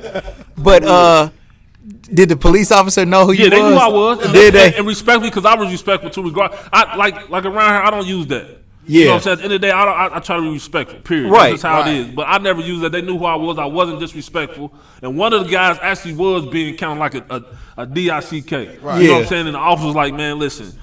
The other officer on his phone talking about you ain't going to believe. You know what I'm saying? And the other guy like, man, just be cool. We're going to get it taken care of. You know what I'm saying? Right. One was being a little butthead, but the other one wasn't, and I respected him. Right. And then he like, man, once we got downtown, he like, man, I got to put these. I said, I respect that. I understand. You know what I'm saying? And he put them on me and walked me in, but it was another one just being a butthead. But it was cool, man. I didn't really take nothing from him, but I respected them just as much as they respected me. So, but yeah, man, that was the story, man. My mom got me down downtown. Jammed up. But did the Heat find out about? Nah, it wasn't that big of an issue. It was a traffic. But see, I didn't. It was crazy because I didn't even get a mug. I don't think I got to the mug shot part of it. I was booked in. $87 was like quick, so we went right across the street and paid it, and I was able to just walk straight out. But it was funny because once I got down there, if you don't know your way out, I'm sitting here, they doors slamming and other doors opening. I'm asking, like, I'm knocking on the window like, where am I supposed to go to get out? I'm trying to get out of here, but it was like, it was cool though, man. It was cool.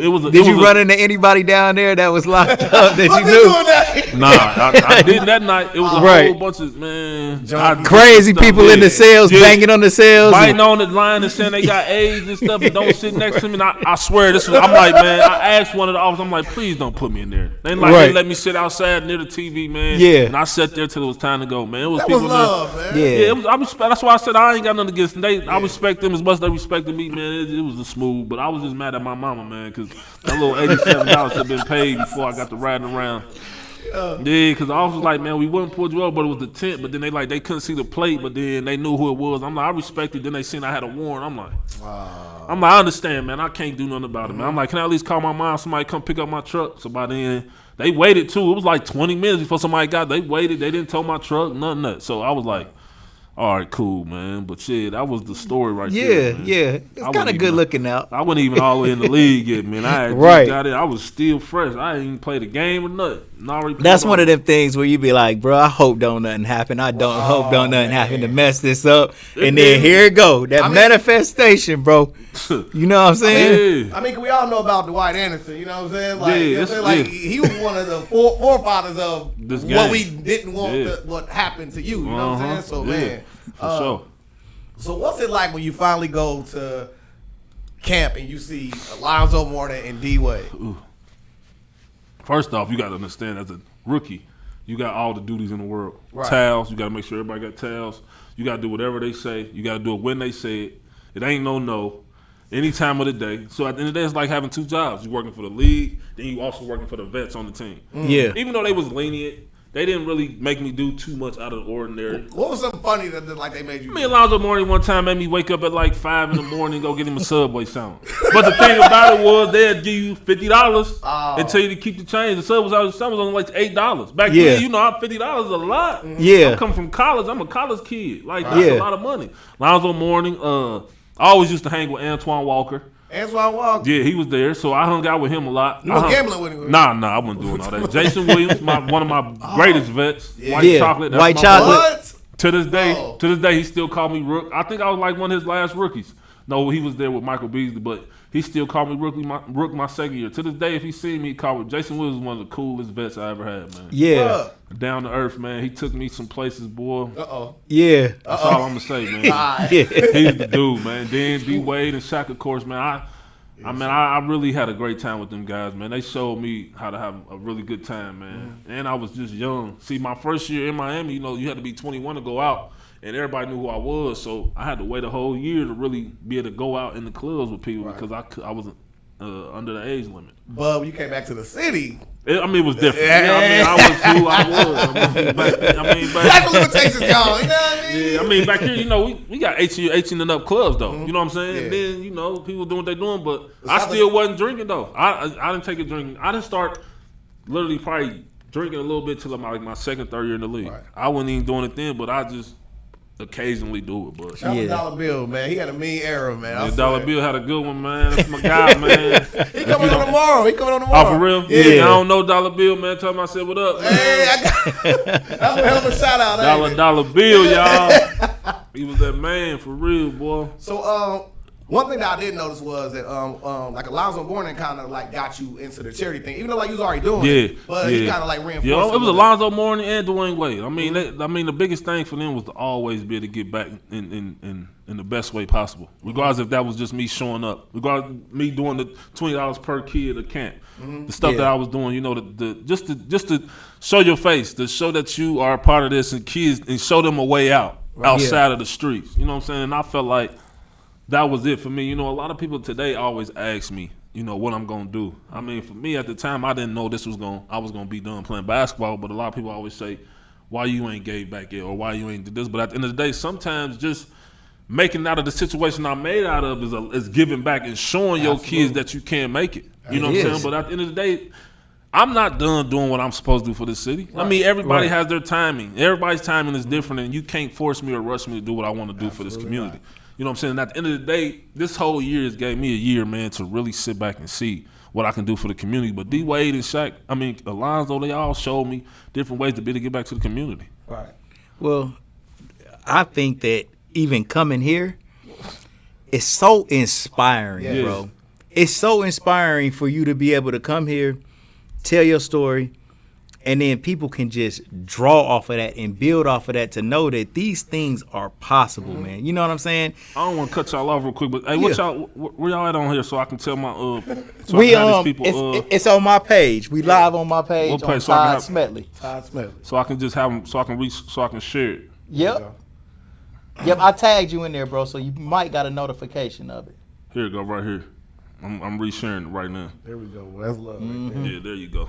Yeah, but just coming here, just telling your story, bro. That inspiration in itself is just an avenue, man, of just letting people know, like, shit, bro. I'm a regular person, all day, every day. You know what I'm saying? And these things that I'm doing, it might not be basketball, but if you got a talent and you cultivate it and you work hard at it, then it can develop into being a professional at whatever. I mean, that's the biggest thing for me. A lot of people, like I said, it's just the fact of me being here and you being able to see me do it is a lot in itself. I mean, to me, like we'll get to like the later stages, but to me, I find it like way more inspiring because I've seen people get like rejected by a female and quit. Like you done been to, like, for instance, like when you first got there, right? You know what I'm saying? You already went from, you know what I'm saying, you being star player in high school. Right. Then you go to the next level. You know what I'm saying? You rubbing shoulders with the OJ Mayos and you know what I'm saying, the Kevin Durant of the world. Then now you know what I'm saying, you had a humbling experience a little bit when it came to college, but then now you're saying you back lit when it comes to that, and then they put you in the D League at Iowa. I mean, how's that for you when you? I mean, for me, I don't take that the wrong way because some people gotta understand, like, if you ain't, that's just like a freshman or a sophomore or junior going and feeling like they good for a varsity team, but then you get put back to the reserve team. Right. Yeah. It's not that you're not good enough, but maybe you need this to help build your confidence back up to that. So when I got to the G League, it was like I was playing good before that, but then I fell off. You hit a rookie wall. Everybody talk about the rookie wall. I went about 23 games in a row where I wasn't shooting like 20% from the three. Right. When I'm supposed to be a 39, 40% shooter. So at the end of the day, it's not to sit here and downgrade you and say you ain't ready or this. It's to get you, uplift you back to where you need to be. Right. Yeah. And it's also to show you your talent, how good you are. Because when I went to the G League, it was like, I see these guys are working hard, but my talent is so much better. This is my confidence is so much better. So it's like, I want to hear to get back to where I need to be at because, I mean, for so long playing with the same guys that's not on your level, you're going to start to stoop down to that level. So for me, it was like, come on, hurry up and get where you need to go and let's go. So it was honestly, the only reason it was short because I think Darrell Wright ended up getting injured and then Jason Williams got hurt too. Right. So me and Joel Anthony had to come back up because they didn't have enough players. So that was another reason why I was supposed to be down for the G League for at least 7 games. But I ended up only playing 3. But what the first game, I don't care what was going 23 points, bro. 23 points. But I don't think you watched my field goal percent. I took about 30 shots. Shoot, baby. What people don't understand is when the prime players of a team get to the G League, they like say a team can be playing good for 20 games, but if a guy from an NBA team come to the G League, they change everything because for that guy, it has to go through him. Yeah. So he's the main guy. So if you done won 20 games in a row and this guy come in here and now he on the team, now it's like, hey, we got to do everything through him so he can get better and get back out of here. So for me, for them 3 games, I mean, I was able to shoot almost every other basket if I wanted to. I mean, it was just like, hey, you got to get your confidence back. Yeah. So I enjoyed that. But it also just showed me that, man, you need to get right so you don't have this problem again. And it only took one time for me to understand that. Is that your rookie year? That was my rookie year. Yeah, because it's crazy because I don't understand why they made me go to the G League because when they sent me down to the G League, we was 4-32. Right. That was our record. We was 4-32. Right. Like, why y'all sitting? If I feel like I'm gonna get better if y'all just started me playing these games. We already ain't making it to the playoffs. We might not make it to 10 wins out of 82 games. You know what I'm saying? Like, we having a really bad, messed up season. But it just felt like I needed to get my confidence back playing in them G League games. Who's coaching? Pat Riley? Pat Riley is He was coaching? my coach. That was my last year. He was his last year. Well, he was coaching us, but also being a scout. He wasn't coaches every game. He was going to the college games. That's when he was watching Michael Beasley and them play in like in the playoffs. Okay. Did he start doing that from the jump in the year? Like it was always on and off like that? No, he just started doing it. The season was so bad. It was so messed up. He felt like getting away was the best thing for him to do because it was them last 2 seasons. My rookie year and the year before that when they got swept in the playoffs by the Bulls was like the worst 2 seasons because they just came off a championship season. You know what I'm saying? For them to get swept. Was Shaq there that year Shaq too? was there. Shaq was there? Yeah. He didn't get traded. Remember, he got traded to the Phoenix Suns when we got Jermaine O'Neal and Sean Marion. Okay. Yeah. He got drafted. He got traded then. So, what was your welcome to the league moment? Like, everybody I talk about when my rookie year when I had to dunk on James Posey. That was welcome to the league. I mean, when you get something big like that against Boston, when they got the whole squad, they got KG, Ray Allen, all them. That's the welcome to the league dunk. I mean, how many times have you watched it? I mean, I watched it enough. I mean, to know it's one of the top 10. I mean, I was young, man. Yeah. I felt good about that. Right. So, but what year was the 3-point shootout, bro? The following year, next year. Okay, all right. I don't want to get ahead of you, P. My bad, bro. Man, you must have something about Phoenix that you love so much. Because your career high was also in Phoenix 27. I had about 6 threes that game. Yeah. So after you do that, you come back for the 3-point contest. At this point in time, you ranked what? I was in the league. At 3 points. I was in top 5 for sure. Yeah. I mean, in a percentage. And your 3-point percentage, bro, you was top 5. Yeah, top 5. And to get drafted. Yeah. I mean, to get selected, you got to be in the top 5. Yeah. Oh, even be able to get into the contest. Something even crazier than that. The person who had won it 2 years in a row. Right. Capono won it 2 years in a row. He was only about to be the second person like Craig Hodges to win it 3. Yeah. But that year, it was. Wait. Go back to when you got selected to be on it. I mean, I was selected. I felt good. At first, it was kind of like. See, that year, that year was the year where I played a lot too, because I was the 3-point percentage leader. I was top 5 in that, and I was averaging about 9 points a game. So that year, I was like literally, I was on my game. So that means I was playing every game. Yeah, and it was like, when that All-Star break came, it was like before the All-Star break, they asked me like, they want you to be in a 3-point contest. I'm like, what? Yeah. Oh, so they approach you about it. Yeah. The team. Yeah, they ask you because I mean, you get selected. Honestly, the Heat asked you or the NBA? For real, they kind of put you in it. They put, okay. Yeah. Right. And it was after one of our games. They was like, "Yo, you got selected for the 3-point contest." I'm like, "What?" So I'm like, "All right, whatever." You know what I'm saying? But I'm like, "Damn, I was getting ready to go home." You know what I'm saying? Like, yeah. But then I'm like, "All right, man, I'm gonna do it." You know what I'm saying? So Yeah, I'm gonna do that. Look, bro, let me I got an observation, bro. I got an observation right now, bro. Listen to my observation about you, bro. I'm about to give me a shot. All the good things that you do, bro. Right. You are reluctant to do these things first. That's just me, man. In real life, that's how I am, man. It's like you can ask my family all that, like we go on family outings and stuff, or we want to go out the other. Like, man, I don't know if I really want to go. I mean, we got some chicken wings in the freezer. Right. Why we gotta go out and get some chicken wings when we got some in the freezer? Let them unthaw. Yeah. That's just me, how I am, man. But yeah. Long story short, man. So, that I get the answer. So I'm like, dang, I'm hitting all my boys because I'm like. We already had the whole weekend planned out because on All-Star weekend you get like 9 days off. So we like, we getting ready to hit this. We getting ready to go to. They coming to Miami. Yeah, we getting ready to do this, do that. But for the All-Star game you get 6 flight tickets, 6 tickets for family and friends. Oh yeah, they give you 6 tickets to all the events. I'm like, and they give you 6 hotel rooms. I'm like, oh yeah, all y'all come on to Phoenix, man. So wait. Was there somebody that you wanted to be there that got left out? In all honesty, they honestly, my best friend Aaron couldn't come. He was in school. Okay. And my boy Jay Watts couldn't come. He was in school. Or actually, I don't. This is a story behind that. There's a story behind that, man. One of my cousins, I guess, was supposed to book the flight for him. He never booked it for him, so he didn't get to make it. So that hurt it. My god brother Tony Dixon was living with me. Word. And I think D Powell was already in Miami. I'm not for sure, but 2 of them actually got the right because Shaq and D Wade. D Wade was also an All-Star. Right. He was in the game, so we got back to Miami. It was from I think we was coming back from like Chicago. It was a quick trip, and we got to Miami, and they ended up we flew on our team plane to Phoenix. So I was able to let them two ride with me and me. And then my mom and Coach Powell and them flew out there and met us out there. But so your bros actually rode on the team they rode on the plane private. with you. Yeah, they rode on the private plane with me there. Yeah, so that's cool. We get there and wait, bro. You can't fast forward past that, bro. I mean, they was. Well, it might put some days. They was on their best behavior. That's all I'm gonna say. Yeah. D-Wade was on there, Pat Riley. I'm like, hey, y'all we can't do all this. This my job now. We get those off this plane, man. They was cool. They was cool because my god brother Tony had been living with me down there. Okay. So he had already knew D-Wade.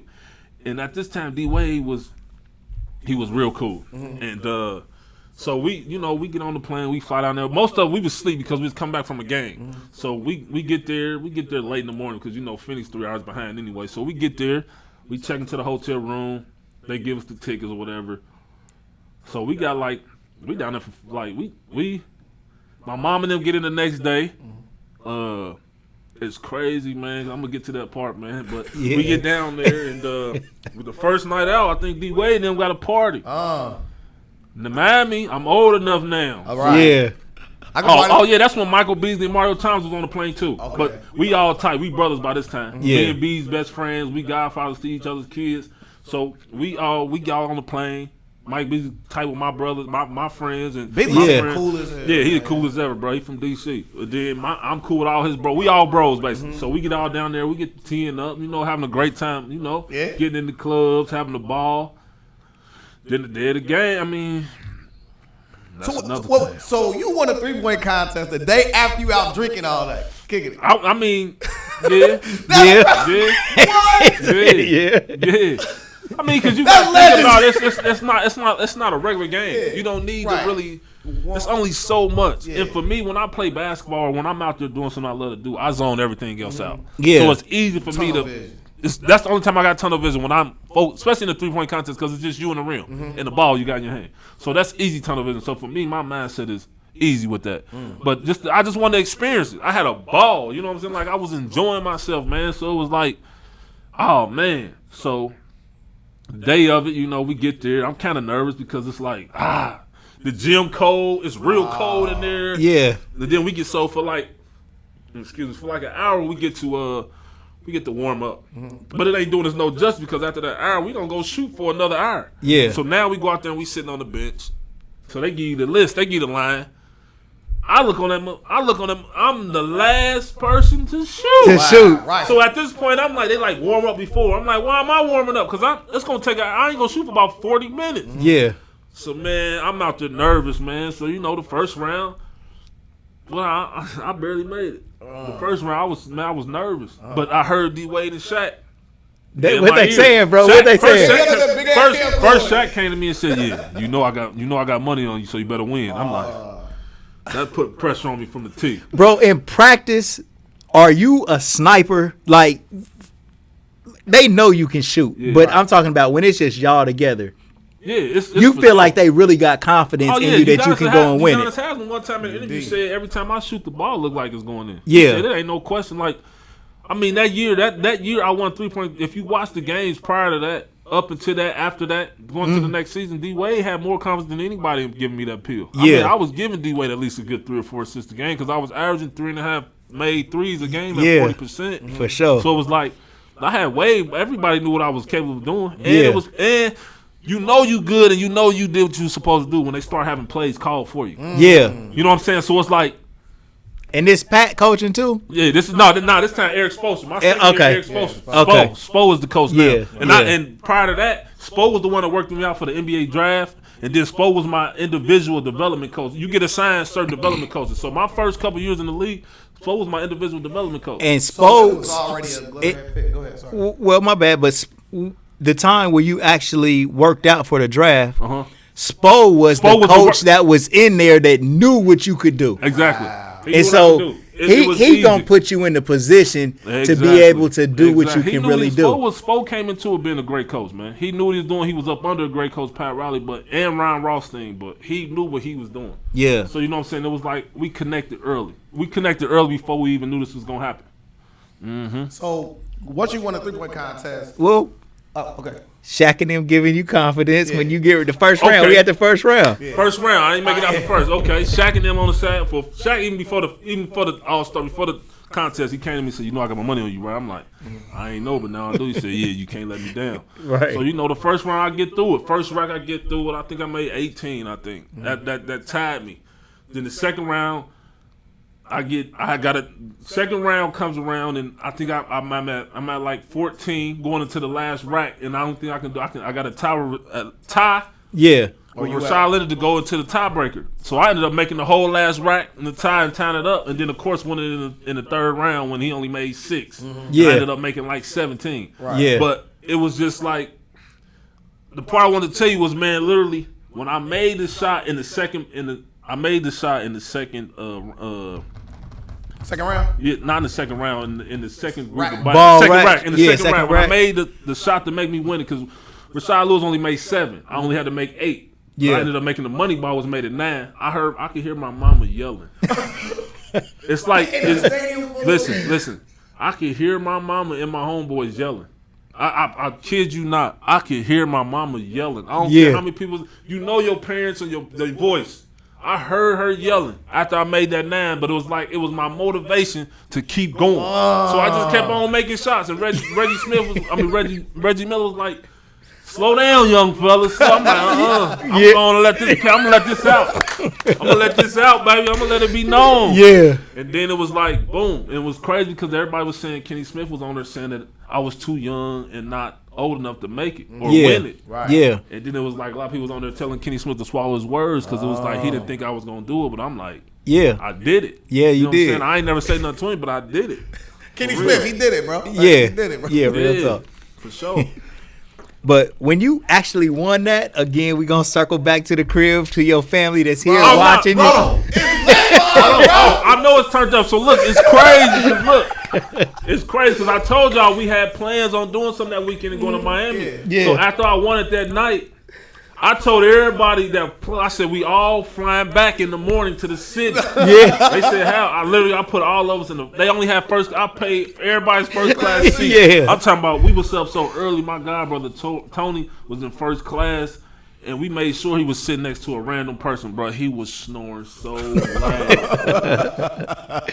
Man, shout out to Tony D, man. That's my bro too, man. Real, bro. It was so funny. It was me, Tony, Darren, Twan, my cousin Frank, my mom and Coach Powell. We all flew back. I flew back with the trophy in hand. Yeah. Phoenix. I flew back, man. Dayton ain't had no straight flights, so we had to connect in Atlanta. Yeah. We was debating on stand, but we was like, let's go home. We ended up I forget what club it was back then. I ended up hosting a party that night and bringing my trophy with me. I forget what club it was. A-list?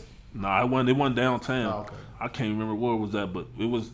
We ended up hosting the party. I ended up bringing my trophy with me. That night. I ended up staying home for about 2 or 3 days and getting back. But yeah, for about 2-3 days, I was home. I came straight home. I ain't stay for none of that party. I ain't stay for the All-Star game. We gave our tickets away to some people in the airport that was coming. We like, yo, y'all want tickets to the All-Star game? Yeah.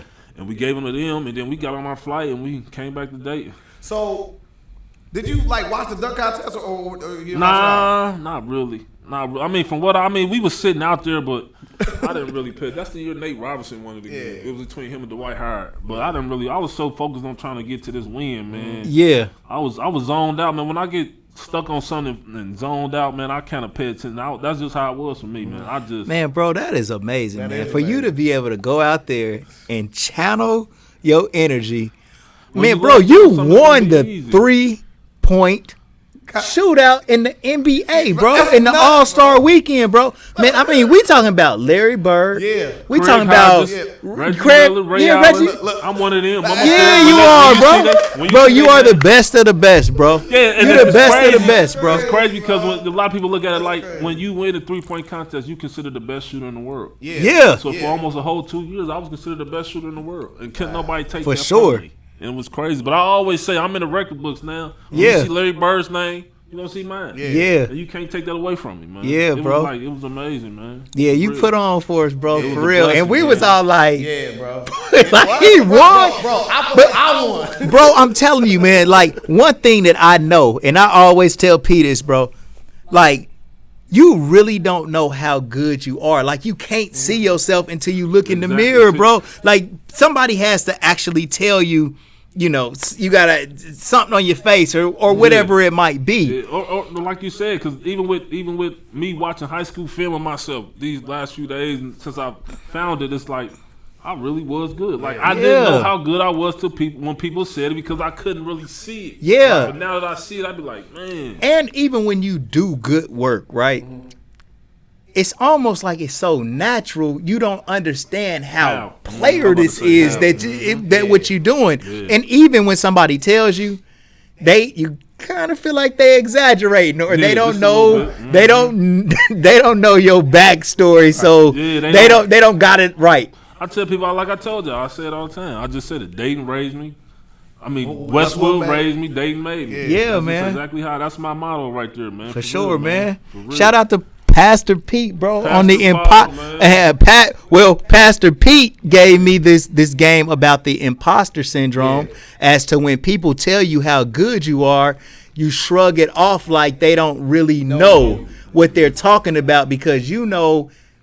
You kind of know how good you probably can be or your ambitions. Yeah. Like where your goals are, you know you're not really there yet. Yeah. So when somebody tells you you're doing good, you kind of think to yourself, they don't even know this ain't where I want to be. Right. You know what I'm saying? And I think with you, when you won that 3-point, we knew how good you was, but since you ours, we like, damn, he's the best in the world, and he ours. And the confirmation again. And the confirmation came again. We like, we lit. Yeah, exactly.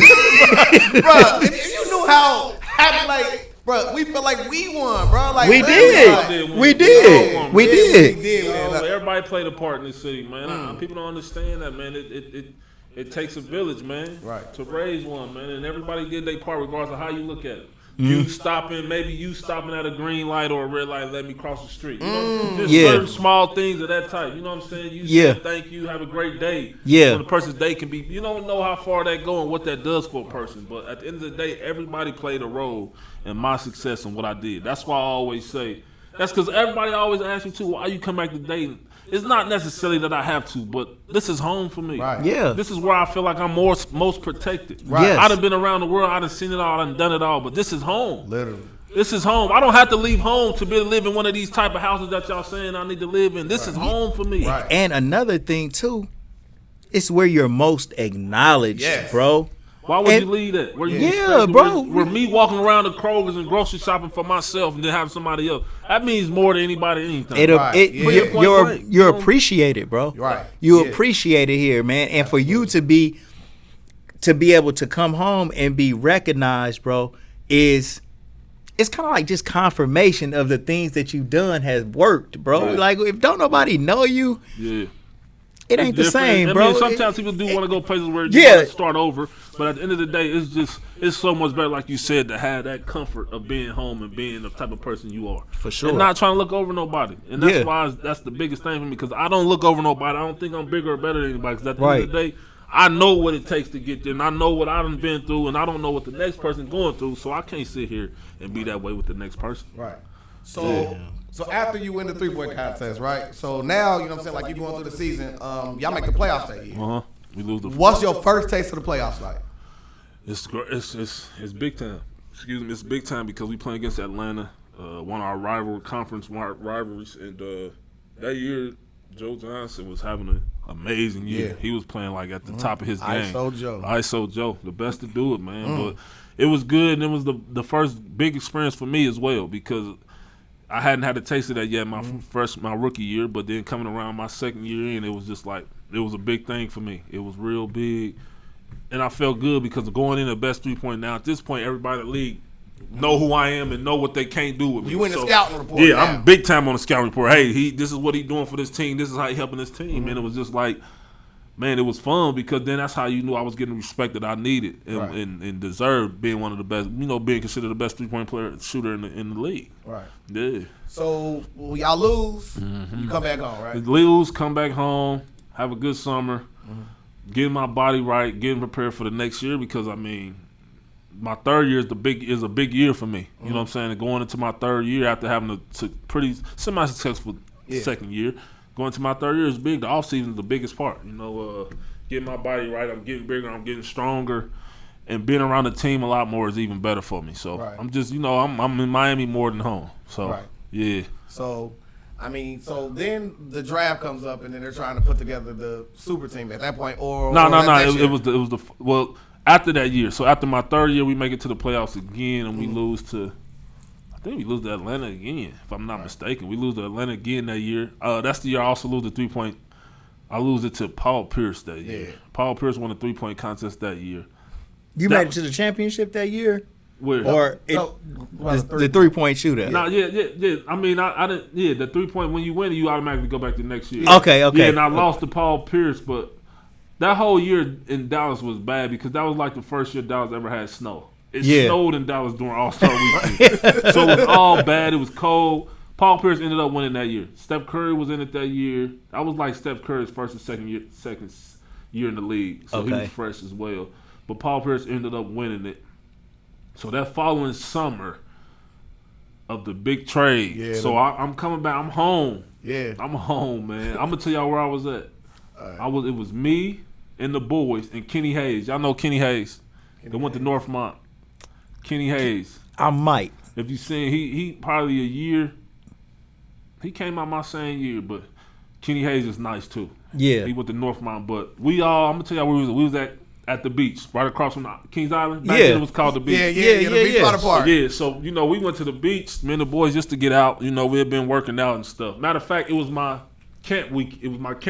And we had a long week with the kids, and then I had parties, and it was a lot going on that whole week. Yeah. So we get to the beach, and for the beach, you don't want to bring your phone. So I leave my phone in the car. So I'm on the tube. I'm in the tube. I'm on the little thing, and I'm lazy river. I'm just on the tube getting it. I'm chilling. Yeah. So Kenny, he brings his phone. I'm like, why you got your phone? I got you. But long story short, so Kenny got his phone with him, and he look at his phone. He like, yo, bro, you just got traded? What? Hold on. I'm like, what? He like, yeah, I'm like, nah, I ain't get traded. What you talking about? He like, I'm for real. Yeah, you did. I said, no, I didn't.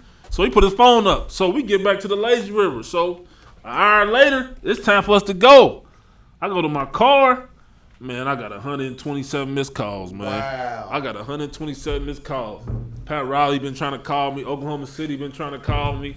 Everybody been blowing me up. My mom, my agent, Coach Pal.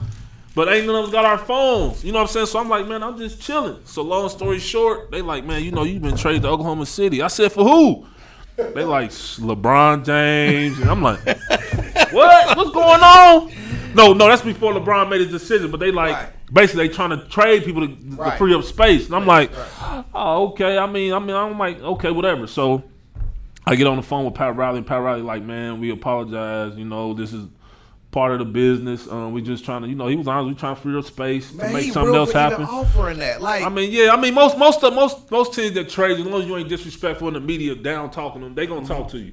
And it was just like, we just trying to free up space to make, certain moves. And he like, man, we really had a great, 3-4 years with you, and we wish you the best. And I'm like, I appreciate that, and whoop-de-whoop. So then I call Oklahoma City and wait, because you being a person that when you go to a new situation, you look at the landscape of other players there, right? Yeah. And plus, you ain't got comfortable with the. Yeah. SHAQ but by then, I had already created my role in the league.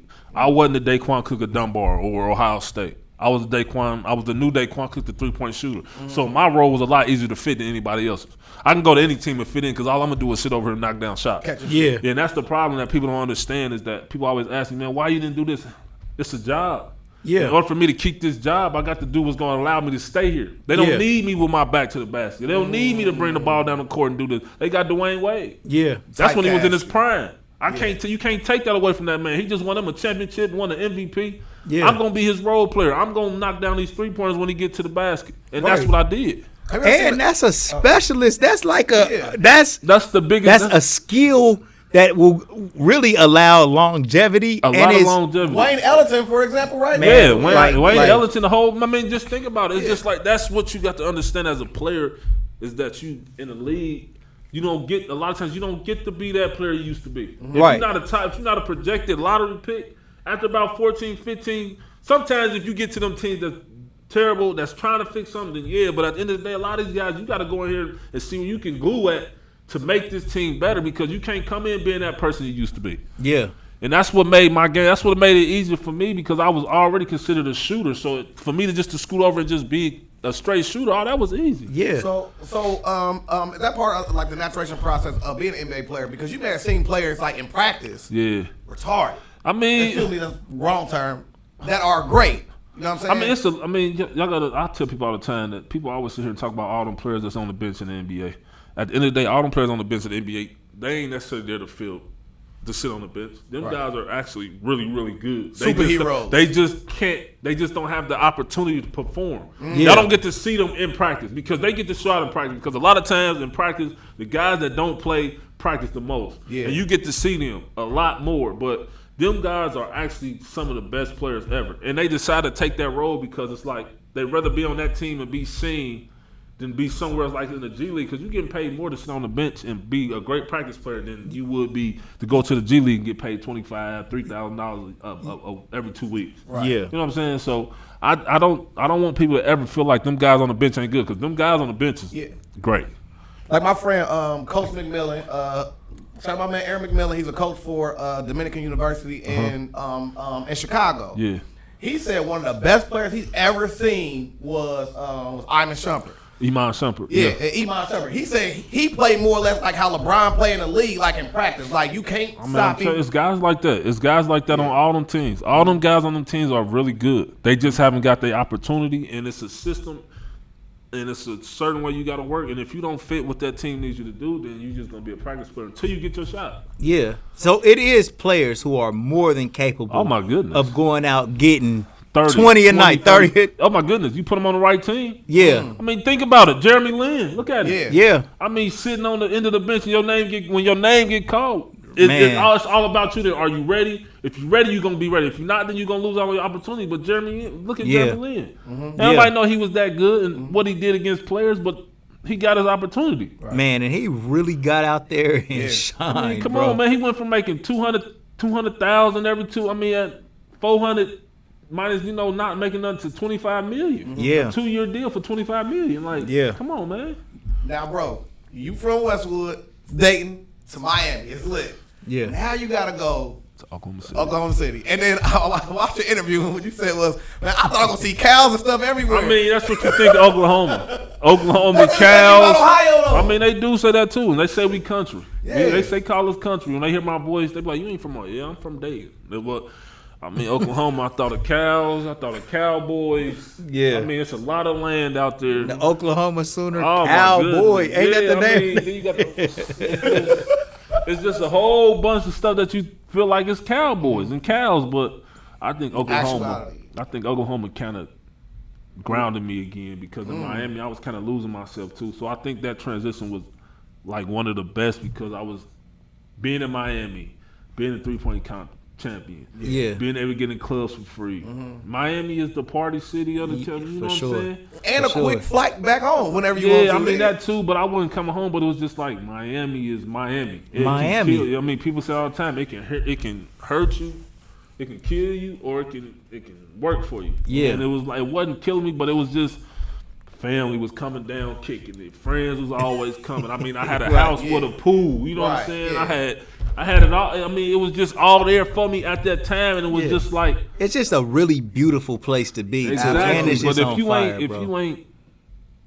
you ain't really focused, it can really turn. It can tear you up. It can tear you apart. And I feel like that trade helped me before it got because it wasn't getting bad, but it was just like I don't think Miami would have been my last destination anyway. Yeah, it would have been my first, but it wasn't my last. Okay. Yeah. So I always wondered this, like because I play 2K, obviously, right? Yeah. So like when you go to like a different team, whatever, like first I'm thinking of like Do you move to a condo first? Like there's a smooth out process? Well, they put you in a hotel. Okay. They put you in a hotel. That's just like when you get drafted.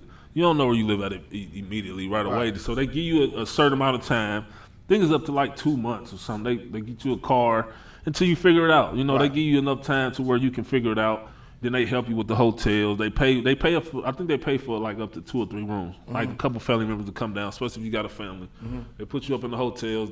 Until you figure out. They found a realtor that usually a lot of the players use. Then a lot of rental car places there anyway. Even car dealerships let you give you loaners. You know what I'm saying? So you ain't always got to go buy a car. You can get a loaner, and they'll switch you out every 2,000 miles. Right. So the transition in the league is easy. They got a lot of sponsors outside of the big sponsors in the NBA. The teams got their own sponsors and people that help with the team and the players when needed. So, also what was dope about that was that when you bought your house in OKC, you let your mom decorate. Yeah. Was that a headache or was that? Shout out to Mama Love again. Nah, it wasn't no headache, but you know, women shop like women. Yeah. That's just like now, my spot in Austin Land, I had my mom and sister do it, and I got a bed frame, and every time I posted, everybody on Snapchat, I got the same bed frame. Women. And they be like, why you got that? I'm like, yeah, my mom's did that, man. My mom's got the bed frame, but it's just like, she did a great job though. I mean, I let my mom do it because she know me. She know me. So it was like, okay. I mean, I had a 4-bedroom, 4 full bathroom. I don't know why I had it, but I had it. So my homeboy stayed with my cousins, which was cool. So it wasn't no big thing, but she did a real good job. Then I had 2 big dogs, man. I had a Cane Corso and a South African Boerboel. What the? Yeah. What is that? A South African Boerboel.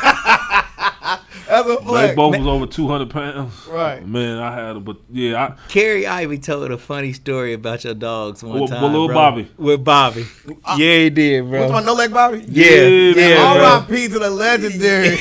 Yeah, Bobby, I don't want to tell that story. Come on, man. I can't Come do it. on, man. You got to, man. Like Carrie got to tell the story, man. Yeah, well, Carrie definitely gonna come on and chop it with us, bro. You know what I'm saying? Carrie tell y'all that story, man, because I hate it, man. That was embarrassing, man. My dog was just aggressive, Bobby, man. Yeah. So, what are things that now you're doing in OKC now? Like, is there a club scene? Is there anything like that that like you was into, or more or less like OKC is more of a. I ain't gonna. OKC was more family oriented. I think it was clubs there, but with the group of guys I was playing with, KD, Russ, and James, they was so into playing basketball. It was like that's all we did: eat, sleep, drink basketball. We had the thumbprint to get inside the gym anytime we wanted. I know my first year when I first got there, I ended up. This was when Tony Dixon was still playing a little bit. I used to, and Tony gonna tell y'all this story, man. And I'm gonna be. I'm a little jealous to tell this, man, but we was playing piss off one time, man, and Tony ended up winning the game. To this day, he holds that over my head. Right. He a legend too. Tony beat me, man. It was me and a couple of my other guys, and Tony ended up hitting one of them Hail Mary, thank you, Jesus shots. Blew me away, man. Yeah. But he won, but we used to go in every night and just play. In Oklahoma City, that's all you really wanted to do. But also, like to harken back to, you know what I'm saying, like the McDonald's All-American and the ABCD games. Wasn't it dope to be with KD and other people? Sure. Like that? That's what I was getting to, too. I mean, it was like we all knew each other. We all knew our game, each other's game, but we grew up together. So it made it that much more easier and comfortable to play with them guys because it was like they knew what I could do. They knew what I brought to the table, but we was all the same age. Right. Yeah. We all been playing for so long together and knowing each other. It was like, we here now, but it made it even more easier to make that transition to be on that team. Right. So, like Kendrick Perkins is there as well, right? Big Perk daddy. Yeah. Yeah, man. That is a lot of different personalities in the locker room. Cause like Perk was the coolest, man. Perk was the coolest ever, man. Yeah, you ain't gonna meet another dude cooler than Perk, man. Yeah. Perk was the coolest, man. He came in right away and he made his presence felt, but he made it felt in a positive way, man. He really did, man. We really respect him to this day, man. Perk really was that guy, man. For being in the moment, you know, you was playing with KD, Russ, James Harden. All of them have been MVPs, right? But they was still young at that point. You know what I mean? Did y'all like we say, like you never know what you got until you kind of get a chance to go back and look at it. it's Did y'all have that type of feeling that they was gonna stacked turn with out to love. be MVPs and you gotta greats think like about that? it. I mean, them guys still are. Yeah. Some amazing players, man. Like to this day. But to sit there and say I didn't or they didn't think they would have an opportunity is crazy because I feel like they did. Yeah. I mean, just the way they all played. Right. I mean, each time took advantage of each and every opportunity they had, and it just made it. Just think about it, James. For a little while, was a sixth man. Yeah, he went about was. his work, and you didn't ever really expect James to be like that, but we knew what he could do in practice. Yeah. The bench squad versus the starters. They'll tell you, we killed them. Yeah. We killed them in practice. Like for real. Well, Like I used to wonder why James Harden didn't start. I mean, that was the best part about it. You couldn't in that position. You couldn't start him with them. Yeah. He felt better in that position. Even when it was funny because even when Thabo Sefolosha would get hurt, I would start instead of James. James still didn't ever want to start even when Thabo got hurt. Yeah. I would start in his position. James loved his role off the bench because it was like, this is my time to have the ball as much as I want and do what I need to do with the ball. do you think that him not being a starter factored into him eventually wanting to leave and go somewhere else? Nah, I don't think so. That had nothing to do with it. I mean, it's more to it because James said he would have stayed. Yeah. He said that multiple times. There was other stuff that played into that he didn't like, that he wouldn't accept, and that's what changed that whole team. But it had nothing to do with him starting. Yeah, it didn't have nothing to do with starting at all. James would have been the highest paid player off the bench for sure. Right. So during this time, y'all make it to the playoffs. Yeah, we make it to the playoffs. We lose. What's it like to be there with like them? KD Oh, it's and all, lit. like- Oklahoma City got the best fans in the world. Flat out. They don't sit down. They loud. You can't hear yourself talking in there. Yeah. They loud. I mean, you got to think about Oklahoma City outside of college basketball and football. They don't have none. So it was always been a college state. Yeah. Until Oklahoma got there, it's crazy. You can't hear yourself. They don't sit down. It's amazing. I mean, we make it to the playoffs. We make it all the way to the Western Conference Finals, and we lose to Dallas. We lose to Dallas. That's the year they beat Miami. The first year they beat Miami. And kind of like Oklahoma City was kind of lit to even have a team because they had just came from Seattle not that long before They that. was only out of Seattle maybe 2 or 3 years Yeah. prior to that. But it was so much more that had went on. You got the Oklahoma bombing, and you had other things that happened in that city. That we Walk was us through in. that. Like, I mean, that wasn't during our time. That was a long time ago. okay. But it was just a big part of their heritage and what went on back then. Yeah, for So sure. it was just a big part and a big uplifting when Oklahoma City Thunder came to their city. Right. You know what I'm saying? So Right, something for them to rally around together. Exactly. After all that bad stuff. But is this the part where you kind of like feel like, I'm there now because now you're playing a vital role on a playoff team. Oh yeah, for sure. I'm back to what I like. On top of we winning, and I'm playing with my friends. Right. Yeah. I'm playing with bros. I mean, we love playing basketball. That's why I was like, when I got to Oklahoma, it was easy for me to adapt because all we did was eat, sleep, and drink basketball. We'd text each other like, yo, let's just go to the gym and shoot. Yeah. And we got access in the league. You got access to the gym 24 hours. It's a thumbprint. You know what I'm saying? I'm gonna say this. So on a team with KD and James Harden, you still led them in 3-point percentage. I mean, that was my job. Right. I mean, at the end of the day, you got to understand that they have more responsibility. They don't just shoot threes. Right. So their percentages might not be as good as mine because they're taking more shots. they're taking more shots. Riskier shots. Yeah. So for me, it was my job was to knock down shots, and that's what they made sure. At a high clip. That's still excellent. He was 11th in It's the. still excellent that you he did still was that. 11th in the whole. Like he still was 11th in the whole league. Yeah, I mean, So he's downplaying it again. You know Yeah, what I'm saying? man. He spent too much time looking out the window than looking in the Bro, mirror. Yet again. we're talking about KD though. What? Fool. Like, bro, you led in 3-point percentage On the team. shooting on the team And with number James 11th in Harden. the whole league. Man, I mean, bro, because to me, Accept it, bro. Look, yeah, bro. but it's like all praise goes to the guys that they the ones that made it easy for me. Yeah. I mean, they draw so much attention. You don't have no. I mean, you should be able to make them shots with your eyes closed. That's just how easy it should have been for you. So it kind of felt like AAU days. Oh yeah, for sure. Yeah, for sure. I mean, we played it. Me and KD played on the same team in the All-Star game. Me and KD played on the same team in the McDonald's All-American game. So it was just like, I mean, it was like old times. It just been we was professional, but it was like old times. Now, how did it feel that when you went against the Spurs, right? Which is one of my favorite games to watch all the time with you in there. When you score 8 straight to close the game out to win it. Like Greg Popovich is there, the one who you wanted to select you get a chance to hit 8 straight to close the game out. Talk to me about that, it's man. Like it's a mindset. You got in the NBA. It's a job, man. You can't play with your minutes. Your minutes are valuable. Yeah. Because at the end of the day, all it takes is for you to have 2 bad games, and it's another guy just like you sitting right next to you that's gonna get his name called. So now they looking over you to the next person. Yeah. You only get so much time to be good at what you can do, and if you ain't doing what you're supposed to do, it's another guy, another guy, and another guy. Yeah. And then in my mind, it's like you got to be ready at all times. So I mean, I always stay prepared and ready, man. Like I had it in my mind already, and I knew what I was bringing to the team every game, and it was like they gonna need me. And when they need me, when my name get called, be ready. And there it was, the 8 points that we ended up winning by like 5 or 6 points. But you take my 8 points away, we lose. You know what I'm saying? It's just like, and they come through in the clutch. Exactly. What? Big time. And it was just like, man, I hadn't been playing because I had got hurt. So it was like somebody else took my spot. You know what I'm saying? That's another big thing in the league. Yeah. Walk through the whole injury thing too, like because like. Those are setbacks, like they are. I mean, unless you're an all-star, a starter, or all-star, it's difficult for a person like me because you get hurt. It's another guy that can do what I can do. Yeah. So it's like I was out for about 4 to 6 weeks. Where'd you get hurt at? I got a knee. It was like a knee. It was a knee, a small little knee. Was it on court or was it? It was on court. Yeah, it was on the court. I had hyperextended my knee or something, so they had set me out. So, bro, wait, I still want to dig more. So at that point, have you ever like? No, I had never been. Well, I had got hurt in Miami too. When I had messed up my right shoulder, it came out, popped out, but it wasn't as bad as this one. Right. Yeah. And let's say you go through an injury, or you might be playing hurt. Nobody else knows that you hurt because you ain't really saying nothing. And then you got media people, talk radio, all of that type of stuff, saying things about you that you disagree with it, but they're critiquing your performance, and they've never played basketball before.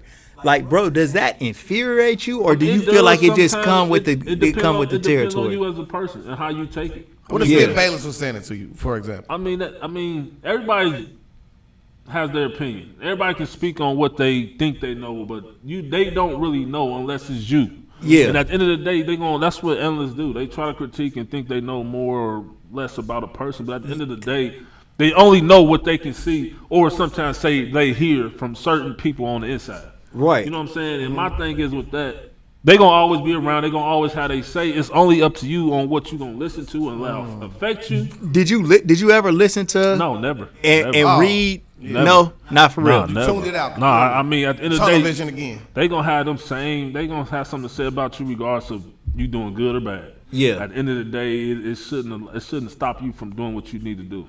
You know what I'm saying? I never looked at it like that because growing up for me, it was always people talking good or bad about me. So you getting up to this level ain't gonna change nothing. Yeah. You know what I'm saying? You ain't doing nothing. Somebody else ain't did. All you doing is broadcasting it out wider. But what do you really know about me outside of what you see or what you literally been told from one of my best friends that I know ain't said nothing to you? Because you always say you hear stuff from an insider. So I know you've been hearing kind of like the Kwame Brown lately. Yeah. You've been kind of tuned into that I a ain't little really been bit. into that. Well, what Kwame Brown is saying is that Stephen A. Smith, Skip Bayless, and other people who was critiquing his game was doing it unfairly.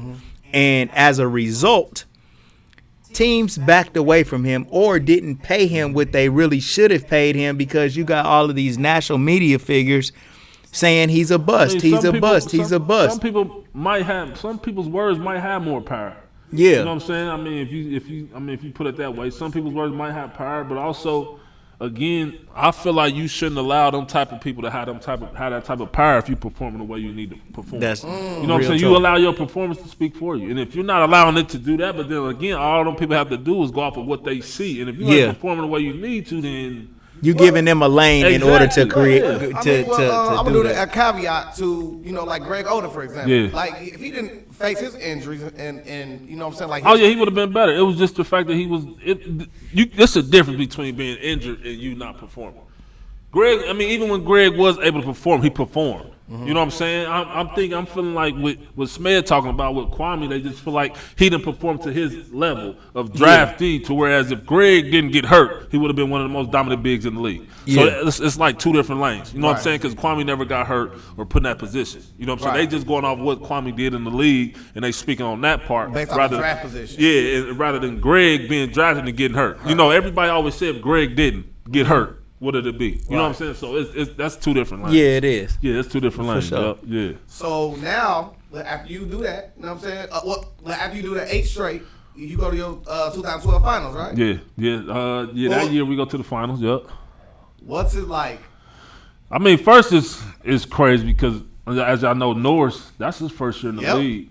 Yeah. First year in the league. So it's that's little bro. Yeah. So it's like, I mean, we just won a state championship together at Dunbar. You know what I'm saying? Then you go to Cleveland State and do your thing, and then boom, you get drafted by Miami, and we both from Dayton. You know, how did that feel first? It felt amazing, man, because I felt like Norris had to work more than anybody. Yeah. You know what I'm saying? Norris. I don't think people seen what Norris was capable of doing in high school until he got to college and he really stood out. Yeah. But y'all didn't see it in the 7th or 8th grade when other people seen it. A lot of people didn't see it, but Norris actually had to work, and he's still working to this day, but he proved to himself more than anybody that he was capable of playing on that level, and it showed when he got drafted. So it was like a crazy. It was crazy. I was more happy for him than anybody. Then on top of we went to the same team. We can't go to the but yeah. So like y'all go to like the same team, but then y'all finally facing off. Yeah, I mean we talking. We we. What them conversations like? Oh, it's it ain't too much. We talking about on the court, or Pete? You talking about on the court or off the court? Both. I mean off the court. We didn't talk too much because we was locked in. Yeah. We had our family like anytime in the finals. We start off in Oklahoma because our record was better. I don't think his family was there. Because the record was better. Talk to him nice. Yeah, our record. We had the best record in the league. Yeah. But we didn't talk that much during the playoffs. We didn't text or none of that. We pretty much just kept each other focused on what was in front of us, and we'd catch up after that. Yeah. Now Smed, we were talking before we got here. Yeah. What was the city like during that time? When it came to because we inherently love LeBron because he's from Ohio. Boy, yeah. You here, you us, yeah. No, Westwood, yeah. You me, yeah. So it's like I want LeBron to win one there, but if he don't win, I'm happy as hell that you got it. You feel me? Mm-hmm. So I don't let you know the landscape of what was going on during that time. I know it was crazy because to have 2 Dayton boys from Dunbar, we both went to Fairview. Yeah, man. Both had it was just like. How? Win-win. Wow. Yeah. I mean, has this ever happened? Man. It's just like, I mean, this is stuff you dream of happening. Yeah. Man. Literally. So, during these conversations of, like you and Norris, I mean, you probably threw a couple little shots like. Nah, we didn't even do that. For real. We didn't. It was love. It was I'm not a trash talker, though. Never been one. I've never been a trash talker. I mean, you weren't never out. Yeah, I've never. But I was being Jordan against you. You know what I'm saying? I've never been a trash talker, man. I kind of just chilled out for real. I've never been that way, so it was like we never really talked about it. Mm-hmm. And then even after, we would just make comments about how this could have been better or that better, but we didn't necessarily say, "Oh, I did this or did that." We never really went at each other like that. We didn't do that, bro. So in the playoffs, we all hear that the game speeds up. And everything you got to be more sharp, or it's harder. It slows down. It slows down. Yeah, the game slows down because it don't speed up in the regular season. That's why I tell people all the time. Maybe speed up is a bad way to say it, but is it? Are people playing harder? Every possession matters. Every possession matters in the finals. I mean, in the playoffs. Yeah. I mean, and that's why I always tell people because people always ask why I don't really get into the regular season. The regular season, teams don't really pay. Like, we don't pay out those. Okay, we get a layout of who's, what, when, where, how. At this point, we going out here to see if we can outscore y'all or stop who we need to a couple times here and there, then we going about our business. But other than that, it ain't that. But when you play in the playoffs, it slows down because now everything, every possession, every player, every role, it's like you got to know it, and it's like you break down. The bigs go in one place, the guards go in one place. In practice, yeah. You watch film on this. The bigs watch film on them. The bigs watch. The guards watch. Then you break it down to teams. Then you got the practice team that's practicing acting like Memphis. You know what I'm saying? Or this team or that team. It's just it's broken down. You get a whole new syllabus. It's not even the beginning of the season. It's a whole new syllabus of the playoffs. You get a whole booklet of this team's probably 90 plays. Yeah. And now you got to sit here and try to break down the most plays they doing. And then you get a book of a page of all the players you gonna guard. Like it's totally different. Everything slows down because now it's more important. Film is the most important thing. Film is the most important. It's the most important. I mean, outside of you bringing your booklet with you and having that with you, film is A1. I mean, because now as you can see, back then they didn't have us, but now after each quarter you can look on the iPad now. Coaches be having iPads where they give it to the player and they can watch. The players can watch what they did the first quarter. Like they can break it down to just this player. Like it's different now, but.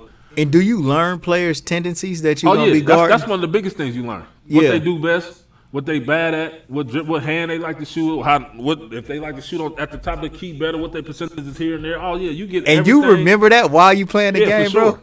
It's easy because it's not. It's not the rotation don't stop. The rotation don't change. You get the same players playing the same amount of minutes even in the playoffs. So at the end of the day, you know it's gonna be up to maybe 2 to 3 different players you might guard. Yeah. So at the end of the day, not only are you remembered, but at the end of the day, the coaches are also yelling from the bench. He goes right, or let him make him go. You know what I'm saying? They yelling and bringing it to you too as well. So you getting a whole 360 of that player. So at that point, it's about execution. Execution is #1 priority to the fullest. I mean, you still got the guys that can go get a basket, but execution is prioritized. It's the #1 thing you got to do. Was there anything in your past that prepared you for that, or was it you having to go through that warrior camp of doing? I mean, playing with Miami helped me. Playing with veterans, they helped me. They always said, read your handbook. Read it. Read on your players. Because even before games, you get like a little scouting report of every player. Even before the regular season games, you get like a piece of paper with a scouting report on the back. They got the tendencies of the player you gonna guard, and then they got the plays on a little play card right behind it. But their plays, they plays, of that player, not the actual plays of the team, but of that player and what he runs. So, like with an NBA team, is more importance focused on what you're going to do or what you're going to do to stop your opponent? It's more so on what we're going to do to stop the opponent, especially if it's a high scoring team. Yeah, you're not so worried, you're not so much focused on what you're going to do because at the end of the day they're going to try to figure out ways to stop you from doing it, but you need to also try to figure out ways to do that. But it's more so always to stop them. Yeah, because at the end of the day, you can't really be stopped on either end. But we can try and do certain things to try to just. If you score average 20, we're gonna try to get you to 14. Mental chess theater. Yeah. We're just gonna try to win. We're gonna try to beat you at something that if you usually go left, we're gonna try to make you go right tonight. Yeah. You know what I'm saying? We just gonna try to do something different to make it tougher for you. We ain't saying we can stop you, but we're gonna try. Okay, so y'all slide through. Yeah. Y'all get to the finals. Y'all lose in the finals. Where you at like there mentally? Like I'm good because I feel like we could have done better, but during this time in my mind, we coming back next year. Yeah. It ain't no James Harden trade or none of this at this time talk. Right. So we all focused on next year. Yeah. It's like, next year we right back. Right. Even though, everybody's saying, we gonna see them again next year. Back. And they like, they ain't gonna be able to beat us twice. Yeah. So it's like, we back. It ain't we get right back to it. We literally probably take like 3 weeks off. And Katie hit the group like, y'all trying to get some runs in. So that we started traveling around the states, and that's when they was having them little basketball games. Like pro-am type game. Pro-ams, we was going around playing, and then we was going to Oklahoma and getting gyms and playing together there. We was like right back after about 3 weeks after the finals. So when do you find out that you and James Harden getting traded? I'm watching. Where you at this time? I'm over Eric Maynard's house. Shout out to Eric Maynard. Eric Maynard. It's me, Eric, James. We watching Oklahoma Sooners play against. We watching the football game. Football season just opened. They playing against a primetime team, and it goes across the screen at the bottom. James Harden, DAEQUAN Cook. Bruh, where your phone at during this time? My phone in my hand. Ain't nobody calls you. Nope. Is this the? Sometimes you don't know. Sometimes they don't tell you. It goes across the screen at the bottom. And we like, what? Instantly then I get the call from the GM. Sam Presti called me like, man, we call you, man. We like, man, he like, we apologize, but we couldn't get things situated. And I'm like, man, I understand again, man. Yeah. I done heard this conversation before. Now wait. Viewers, he just purchased a home there less than what? No, I was there too. I was in Oklahoma for 2 years. Yeah. So yeah, I was there, but I had moved out that house. Oh, okay. I had moved out and got another. That was a starter house. Yeah, I was a starter house and went to another house. Yeah. Yeah. Yep, Serge Ibaka ended up moving into that house that I was living Shout out in. to Serge Ibaka, man. Yeah, so I ended up moving to another house. But I mean, once we got traded. Is this now the third time where you felt like The second time where you got a bad taste in your mouth? Nah, not this time. Okay. Because it was like me and Sam was on a different level. Because what y'all don't know, Oklahoma had gave me a 2-year deal prior to that. Okay. So after we lost to Dallas in the Western Conference Finals, that following year they gave me a 2-year contract. Right. So they extended me. So I knew that I was going to be a part of that, but we never knew that part of the trade was coming. So Right. that was something he couldn't control because at that point it was like they couldn't come to an agreement with James, and James wasn't accepting what they was trying to give him. So it was like, You was a prisoner of. yeah, and I didn't have no note, and I didn't have no trade clause in my contract, which I should have got, but anyway, I didn't get it. But so that's what happened, and we ended up getting traded to Houston. Now, how does it feel after? You know what I'm saying? You started in Miami, loved it. Yeah. You probably I felt kind of bad because I felt like Oklahoma was the place for me. You know what I'm saying? I felt like that. I mean, I felt like I found the home and I felt comfortable. Culture-wise. Yeah, for sure, because I fit in easily with everybody that was there. You know what I'm saying? And at the end of the day, it just didn't go that way. But I felt very good being there at Oklahoma. You know what I'm saying? But it happened, and we got the H-Town. Yeah. So now you're dating in H-Town, bro. Like, what is it like in H-Town? Because look, OKC is like the slow lane on the highway, right? Hey, man, all I'm going to say about H-Town is no comment, man. Turkey leg hut, man. It wasn't back then. It wasn't on back then. Oh, okay. It wasn't on when I was there, unless we just didn't pay no attention. But I mean, because it was way too many things going on, like basketball practice and 5 a.m. workouts. Yeah, no comment, man. We're going to leave H-Town for off the TV, man. So, but I want to ask you about James Harden. So, like when he was there in OKC, you know what I'm saying, he played, you know what I'm saying, the role off the bench.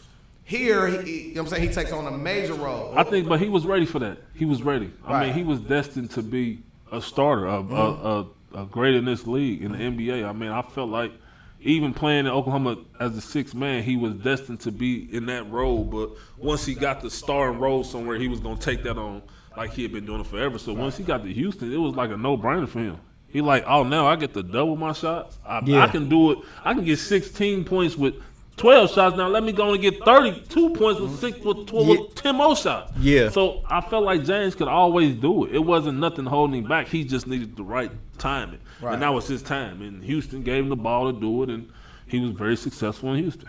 And since they use you as just basically like a pawn in the trade, you play 16 games. Yeah. And then now you're going to Chicago. Chicago. Yeah. Well, that was actually a good pickup. And it's crazy y'all said that because before I did the deal with Oklahoma, Chicago had came in and wanted to give me a 1-year deal, and D Rose was actually asking for me to come to Chicago. Oh my God! But see, the 1-year deal was good, and it was for more money, but the 2-year deal was secure. Mm-hmm. Yeah. If 1 year I get hurt, then I got another whole nother.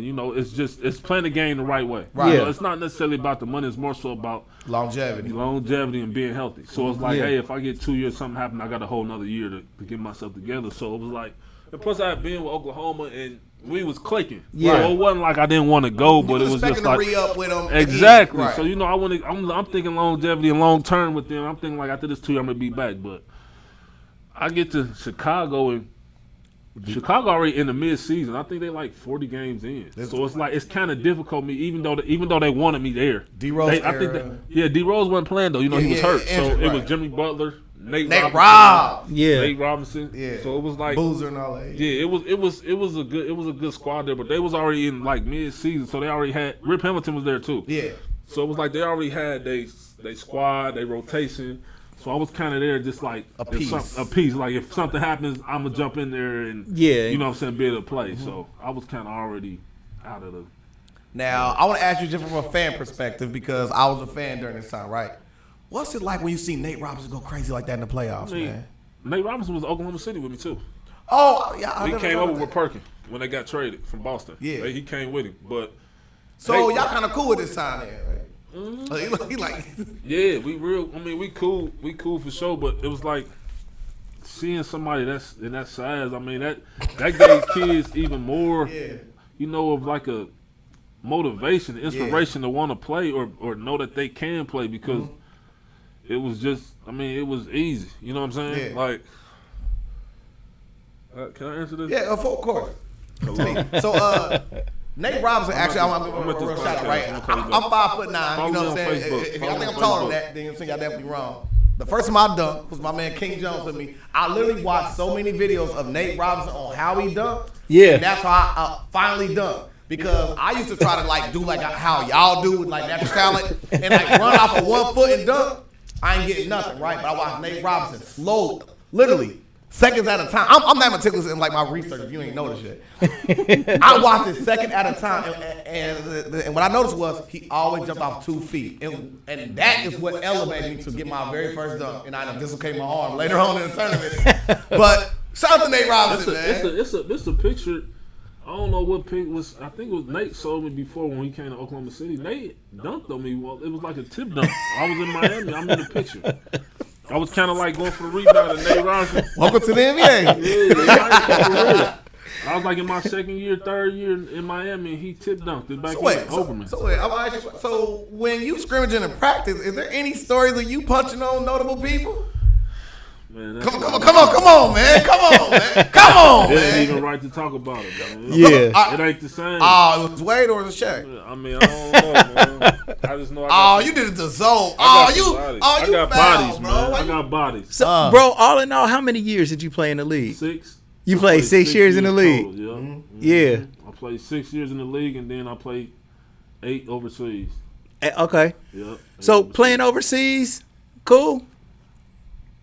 For me, it was. Wait. I'm trying to fast forward back my question. Okay. All right, my bad. I want to ask. I put a lot of time in this. No doubt. So I want to ask you a viral question in a moment, right? Yeah. So how do you feel when you see Nate Robinson get knocked out? I mean, Ohio legend. By an Ohio legend too. It's hard to say. I mean, I was upset, but it's like I can't be mad at Nate because Nate is actually a real live athlete. He can do it all. Yeah. I mean, you got to think about it. He got a full ride scholarship to Washington for football, not basketball. Facts. You know what I'm saying? So it's like he can do it all. So it's like I was actually happy to see him actually boxing because he's in great shape. I mean, you can't take nothing from me, but I mean, I ain't going to say. I mean, everybody's the person he boxed, I mean.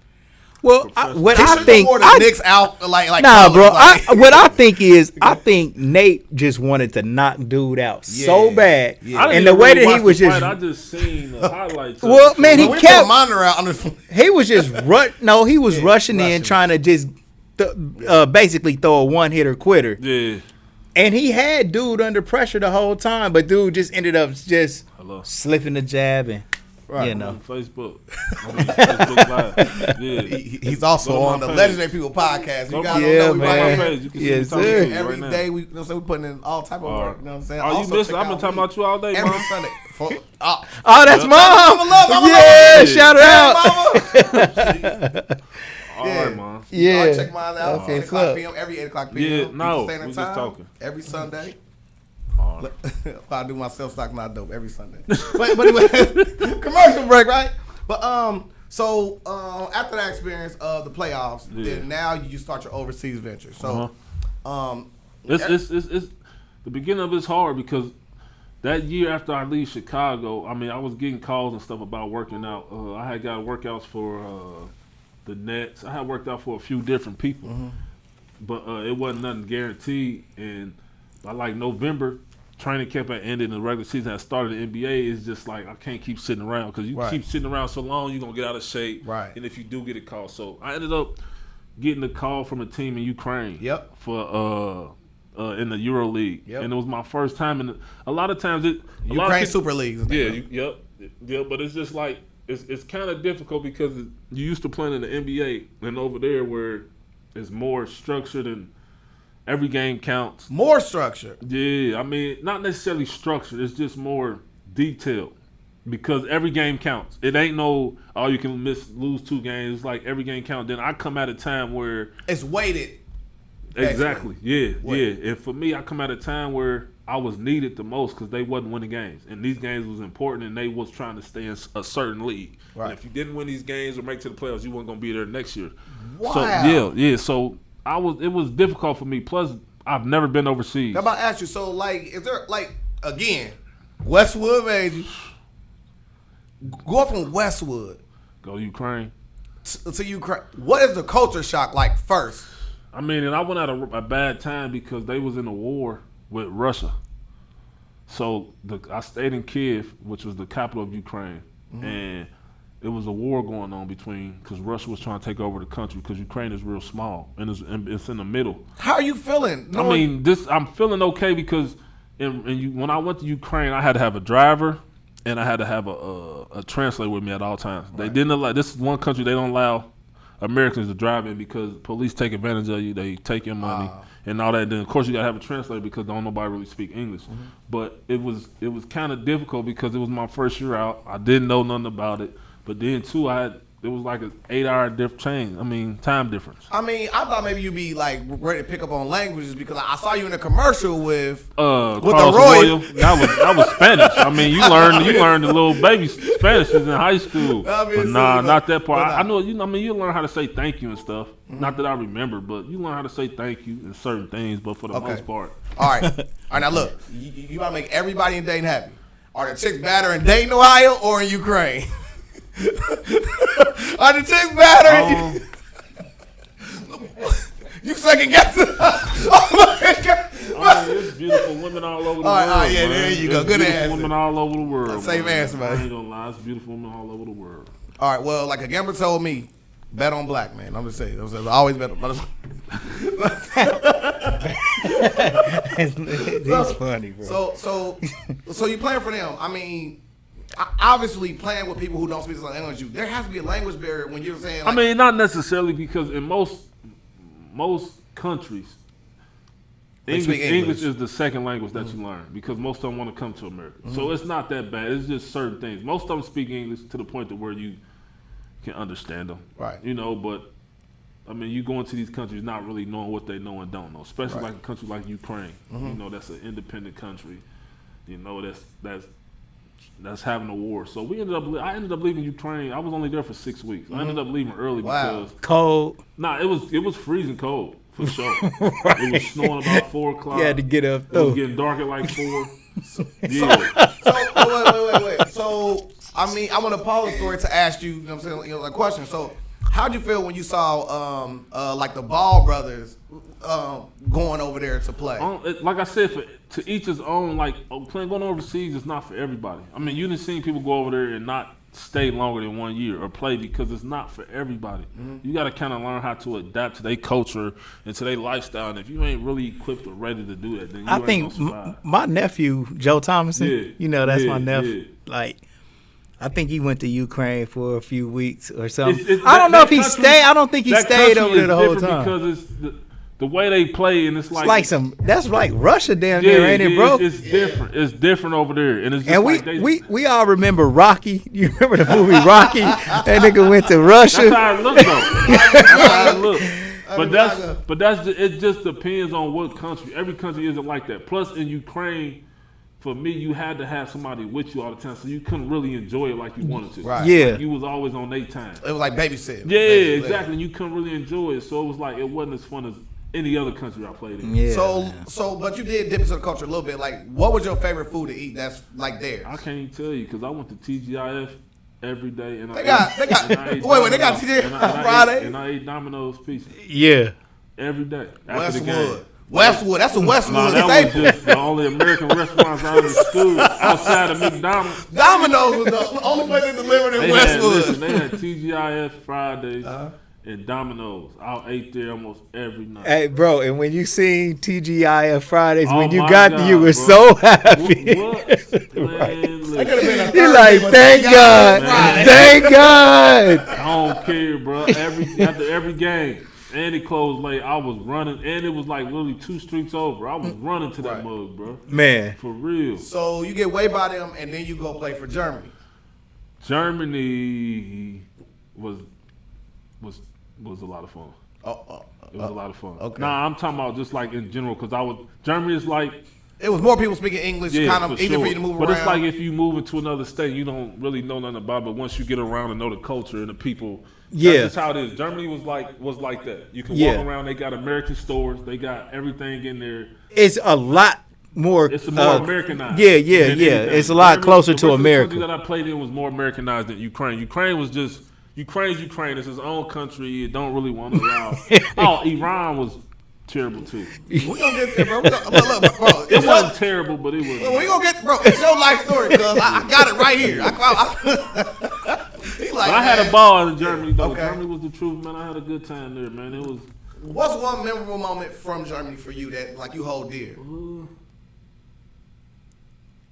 I mean, it ain't really too many. I just Or basketball memory from Germany? Well, I mean, I got a great connection with the players and the coaches and one of the biggest sponsors of the team. I mean, he owned a hotel that he actually let me stay in. Oh, I mean, wow. I didn't have to like get an apartment. They let me stay in the hotel, and I still got a good relationship with them to this day. They still follow me and talk to me. That's When you go to another country and you playing overseas and you coming from the NBA, They celebrate you. yeah, They yeah, celebrate you. They know who you are and what you did. And Shout out to yeah, for Starberry. sure. yeah, for sure. They Starberry. love him over there. Yeah. But Who is that, bro? Stephon Marbury. Oh, Starberry, yeah. They love him, but they know who you are. They celebrate you. They know, and when you come to their team, especially for me, the small teams the teams I was going to was very small. Yeah, So like to have a player like me on that team was bigger than anything. exactly. And then the impact I had because that team in Germany, I came to them because a lot of teams you got to understand in countries they play in the first league, but if you one of the bottom 2 teams, they send you to the second league. The Bush League, Yeah, basically. so when I was going to play with the team in Germany, they was on the verge of being eliminated and going to the. So we ended up winning the last 3 or 4 games of the season. Yeah. and them being able to stay in the first league. See, a lot of teams overseas don't really care about the championship. They care more about being able to stay in that first league rather than getting going down. So a lot of teams be like, please help us just stay in this first league. And I'm like, nah, I'm trying to play in the playoffs. You talking Right. about first league, staying in the league? Nah, I'm trying to get to the playoffs. Right. But like a lot of teams don't want to go to the second league because it ain't that it's bad, but it's hard to get back up once you go down because other teams upgraded in that. And league. it's not as much exposure. Exactly. You It's know what I totally mean? different. So yeah, I mean, they know who you are. They celebrate you and respect you until you do something you ain't supposed to. I think the main thing is just still being able to get paid for doing what you love. Oh yeah, for sure. But then I'm back to what see. That's the thing. I didn't have to be taught on how to lead a team because not only did them guys teach me how to lead a team, playing with the D-Wades and all them, but I grew up leading Dunbar. Yeah. Or, you know what I'm saying? So it was already in me to be able to do it. So when I got to them, I was able to get back to posting up or doing what I want to do with the ball. So I never lost that part of my game either. I was just getting back to it. You know what I'm saying? And that's what I did when I got to that team over there. So after you leave there, you go to the French league. I go to France, yeah. What's France like? France is For like, Westwood, dude, France like- is like Germany. It's Americanized. They speak English. They love Black Americans. They love Americans. They love us there. Their league was a lot. The French league is considered one of the best leagues in Europe because the physicality of the game. It's like it's really similar to some of the top leagues after that, but. I love France. I was there for the whole 10 months. I lived in a nice house, had a nice car. It was an amazing experience playing with Rouen. It was a pretty good experience. So through all this traveling overseas, are you flying people out, or it's kind of like? It depends. Nah, it depends. Family came out a couple times. I think my mom came and visited me when I played in France. I was close to Paris. I was like 45 minutes from Paris. So man, that'd be lovely. Yeah, so I was flying. They give you flight. They give you like up to 6 flights throughout the whole season that you can fly family and friends out. Right. So they don't make you pay for them. You get that through your contract. So now, bro, by any chance was Coach Ricardo Greer in France when you was there? You know what I'm talking about? I played against him. Up at UD? Yeah. I know Ricardo. His son he told me that he was coming. He was I told him I was from Dayton and he knew some people, but yeah, maybe 4 years ago, UD, when I was up there working out one day at the their little workout facility. I ran into me and Ricardo played against each other in France. Well, his son played for the Kings with me, bro. Oh yeah? Yeah, man. His son got that strap on him, bro. For real? Yeah, man. Yeah, man. Yeah, good, real good each kid, and man, Coach is my they bro, man. They from Puerto Rico. Because I told him my daughter and her mom is from Puerto Rico, and he was like, "Oh yeah." But I know Ricardo. We played against each other in France, and I think we ended up running to each other again later on. Actually, we ran into each other in Portugal, and that's when he told me he was going to be coaching in Dayton. Yep. Yeah, man. Yeah, so, that's nice connect. So speaking of Portugal League, you dropped 44 in it, like. Yeah. Wait, is that the most points you ever scored in a regulation basketball game? I think so. Yeah. Yep. I ain't dropped more than that. 44. Yeah. So how impressive is Kobe's 81 in the NBA? It's the most impressive thing ever. I mean, you can't get no more impressive than that unless you was around to see Wilt Chamberlain score 100. Right. Yeah. But Kobe, I mean, that's a hard 81. My 44 was hard. Yeah. It was super hard. I mean, it was just one of them nights. I mean, when you get to shoot, I mean, you feel like that most of the time. But for me, that night, it was just the team we was playing wasn't that good either. So you know what I'm saying? It kind of helped, but it was like one of them games. They're gonna look out the windows. They look in the mirror again. Yeah, it was just like. But every shot was going. Every you shot was dropping. 44 points, bro. Every shot was going, man. It was just like my night, and the coach kept me in the game. Yeah, the coach kept me in. He like, you want to keep playing? I'm like, yeah. I mean, as long as they ain't hurt me, I'm cool. And I wasn't doing nothing to get hurt. I felt good after that game. R.I.P. Mamba, man. Yeah, for sure. Yeah. So then you go to the Iranian league. So boom. Iran, man. Iran. Not Iranian. Iran. Iran. Let me put some respect on the league. So before I got to, you already like literally went from Ukraine. We're kind of like not really like your taste. Germany's more lit. Then you move to France. Iran. Is even litter, and now you go there. It's different, man. It's totally different, man. For one, they don't do nothing American at all. Yeah. I mean, they changed KFC to IFC. It was called Iranian Fried Chicken. They literally don't deal with American. We couldn't transfer our money from bank to American banks. We went home with cash in our suitcases. Me and my mom was the scaredest people ever, man. Yeah. I had all my money in the suitcase, man. And they check your bags. And I just happened to put it inside all my gym shoes, put socks in it. I mean, it was crazy. And we went straight from the airport to the bank. I'm talking about, man, they don't do nothing with America. They don't deal with us at all. I mean, I don't even know if y'all watched the movie, what's that movie called? The one dude that played Batman played in it. The new Batman. I'm not thinking. It's about Iran? Nah, Iran? It's about Iran. Yeah. It's about Iran and the U.S. Embassy. It ain't called Entourage. It's called. Well, where they had stormed the embassy, or they had stormed it, and then the Canadians was stuck in Iran, and he had to come back and get them out. He was acting like a film director. Damn, that sounds real familiar, bro. I love movies like that, though, for real. Is it called 6 Days? Nah, what's the dude's name that played in Batman? Argo? Argo. Okay. It's called Argo, and I didn't know the movie. I didn't know it was a movie about it. But then my teammates had told me, and I rolled past the embassy that they blew up. Yeah. That the Iranians blew up. So I don't know how They allowed I think us to be they there, was but beefing with Hillary Clinton over that. I don't know, but I didn't know that we was even allowed to even be over there. But we had security with us 24/7. How did you feel under that? Like going. I was from scared. That's scary. Real life scared. Yeah, because we couldn't be outside by ourselves. We couldn't do nothing by ourselves. On top of, in Iran, women can't come to games. Women got to cover their bodies up. They can't come to the games. They just now allowing women to come to the games, and they still got to be fully covered. But it was just like two little slits. Yeah, they eyeballs so they can be seen. Yeah, man, and it's crazy because they can only. And it was crazy how beautiful they women really are once they did. Yeah, man. Like they had their natural hair. Yeah, it was crazy, but man, I think my bro Los Knox coached in the Middle East, bro, and I think you know Los Knox for sure, but I think he went over there and got him a championship, bro, on the coaching side. I don't know what country we're gonna get there when it comes to my man. But he would. Who that? Los? No. Oh, okay. I got you, I promise you, bro. I got you, bro. He's like, bro, what else you gonna do, bro? Yeah. But like you ain't decorate none of your cribs with like the Teenage Mutant Ninja Turtle joints, bro. That's what you on, bro? Yeah, bro. You want to tell everybody my little private, my little business? Bro. Nah, that's just between me and me. Everybody don't need to know about Teenage Mutant Ninja Turtles, bro. Turtles in that house, yeah. That's it. No, I ain't saying nothing. All right, so look, so after the Iranian League, now you go to the Israel League. Yeah. And you actually lead them to the playoffs. Yeah. And then you lost to Tel Aviv. Yeah. Which kind of mirrors when you before, like when you played against what was that? Was that McFarland?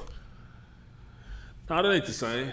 Tel Aviv was considered the best team in our league. Oh, okay. Tel Aviv is the EuroLeague team, so that's like they travel to play NBA teams. Norris played on their team. 1 year that I lost to them too. Norris played, and he beat me in the playoffs there in Israel. But wait. So he got Norris beat you in the NBA Finals.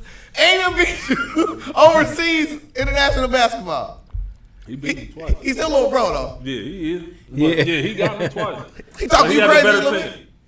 I mean, he talked to you crazy a little bit over that. Nah, we don't talk about it because they was picked to win and he won it. He won it the year they won the Israeli championship, but it was again like I told you before. That was one of them teams that was praying and hoping more so to stay in the league, rather than win the playoffs. So for me, I was always pushing. So the 3 years I played there, we made. Well, the 2 years I played. Wait, bro, I got you. Yeah. So y'all lost the first year, and then you re-signed with them. Yeah, I re-signed before I left. And y'all come back the next year, and y'all play them again, and y'all dogged there at that time. Yeah, no, we did, but we still lost though. We still lost that year. We lost. I thought you beat them on the game-winning shot. No, that was the game-winning shot for the first round of the playoff. First game of the first round. We didn't win. We didn't win it. Okay. It's a 5-game series. We ended up losing 3-1, but I ended up getting hurt too. That's the year that Norris played. Mm-hmm. Norris played the second year, not the first. He played the second year. So what year did you win the 9th? Like in the history of their league, you're the 9th MVP. Oh, that was my second year. That was just like MVP of the league. Right. That was my second year there. But I mean, that was fun. How did it feel to like get that accolade? I mean, it felt good because I was playing on the smallest team. We had the smallest budget in the league. And for us to have the smallest budget and for me to want to continue to play with them and then us to play at such a high level, the expectations of the team in that league went up for us. Everybody paid attention to us because didn't nobody expect us to be as good as we was. But we put that on ourselves. Yeah. Right. Yeah. They had the smallest budget and then turn around, they getting money now. So it's like, because I mean, they follow me and I follow them. They always talk about me coming back, but if I came back, it wouldn't be the play. Which I'm still kind of confused off of because like you was the 9th MVP. Then the next year you won the 25th MVP. I don't. Nah, it was like the MVP. How the hell does that work? 25th. It's like you go by. So it's like the first round, second round of the regular season. Like each game of the week. See, I was the 9th MVP of the league, but it's like the 25th game of the league. I was the 25th MVP. Wow. Yeah, so it's like 30 games plus. So it's like that's the first week, second week, and I was the 25th MVP. So it's like damn near like player of the week. Yeah, basically, that's what it is. Player of the week. I was just player of the week. Yeah. I mean, that's what it was. But I had one MVP my second year though. Bro, I got another observation. What?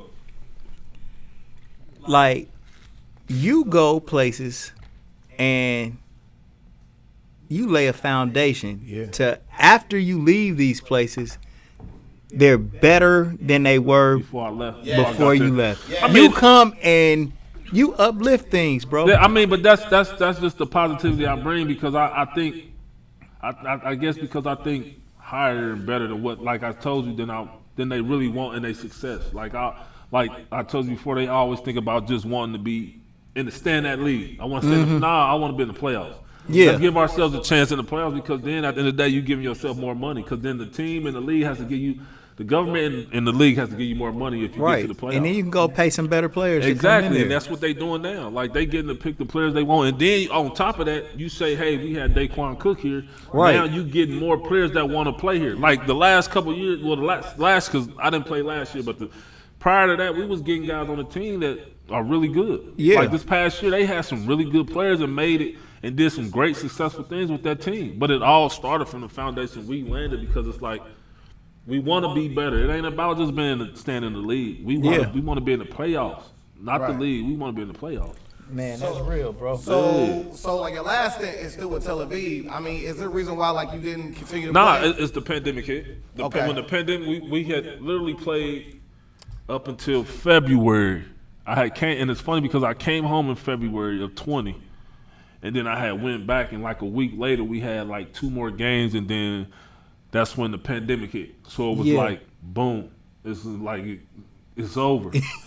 Like I ain't leaving. You know, I came home, of course, and I chilled. But then they was trying to have all the players back to finish in June. But it's like I'm putting myself at a bigger risk because at this point we in a no-fly for real, unless it's for job. But it's just like You ain't gonna be stuck I ain't there. secure because I'm gonna be on the plane. The flight from DC to Israel or to from DC, they usually make you fly from DC to Jordan is 10 hours, and then the flight from Jordan to Israel is only 45 minutes. But you on a flight with one person that you don't know if they got it or not for 10 or 11 hours, and then you get all the way to Israel, you get tested, and you come up positive. You gotta fly all the way back home. That's crazy. Yeah, it's just like I'm not trying to take that risk on top of what you was hearing at that time about this COVID and all that. I mean, it was killing people. I don't want to be on the plane. I don't want to get nobody sick. I don't want to be all the way in Israel, 6,000 miles away, on the phone and can't come home. So it kind of really changed my whole perspective on wanting to play. Yeah. So here at the Legendary People Podcast, we like to do a thing called a butterfly effect, right? It's something that either I found interesting in your story or something that you've done to make a personal way that has benefited the mass, right? Here in Dayton, Ohio. You know what I'm saying? And you're giving back, you know what I'm saying, like your charities, like, you know what I'm saying, like you've done the, you know what I'm saying, like where you took people to the store and you bought them stuff. You got the fireworks and you looked out people. You done did the club nights. You done did all type of stuff that like benefit your actual team more than you. You know what I'm saying? So it's like one thing that I like look at it and I say right now is that when you first started your camp, you know what I'm saying, let's say roughly, right, you got people that between 3 and 7th grade. Yeah. Nah, it was always high school, but I understand what you're saying. So you got right now, you got your juniors and your seniors in high school right now. Yeah. Some of them even further than that because I don't know if y'all know Dominique Champ. She went to Thurgood. Yeah. She was in my camp, so she in college. She in her 2nd year. So I had her when she was in the camp. So I got college players. See. So that even further proving my point. What I'm trying to say is that like your impact, your achievements, you going there, you giving the voice to the people, all the things like you accomplished. What you consider will be failures will be monumental to somebody that ain't did nothing. Oh yeah, for sure. So, it's not even necessarily considered failures. It's just some things that probably are unseen or forgotten. Right. You know what I'm saying? And that's the biggest thing. But at the end of the day, like I always say, I know what I've done and people do too. And it like I always tell people, everybody's watching, so people know what you are doing and what you're not doing. But for me, I just feel like that was just the beginning. That was like a test. Now I'm more mature and know where I need to be at. So it's just like now it's just about timing and knowing when to do it and how to do it this time. So. Right. And also, you know what I'm saying, like a legendary passion. Like I said before, you know what I'm saying? It's so easy for like somebody to literally get rejected by somebody and they say, I'll never do it again. Yeah. To go as far as you went. Travel the world. People 2 passports. Went through 2 passports. Run that.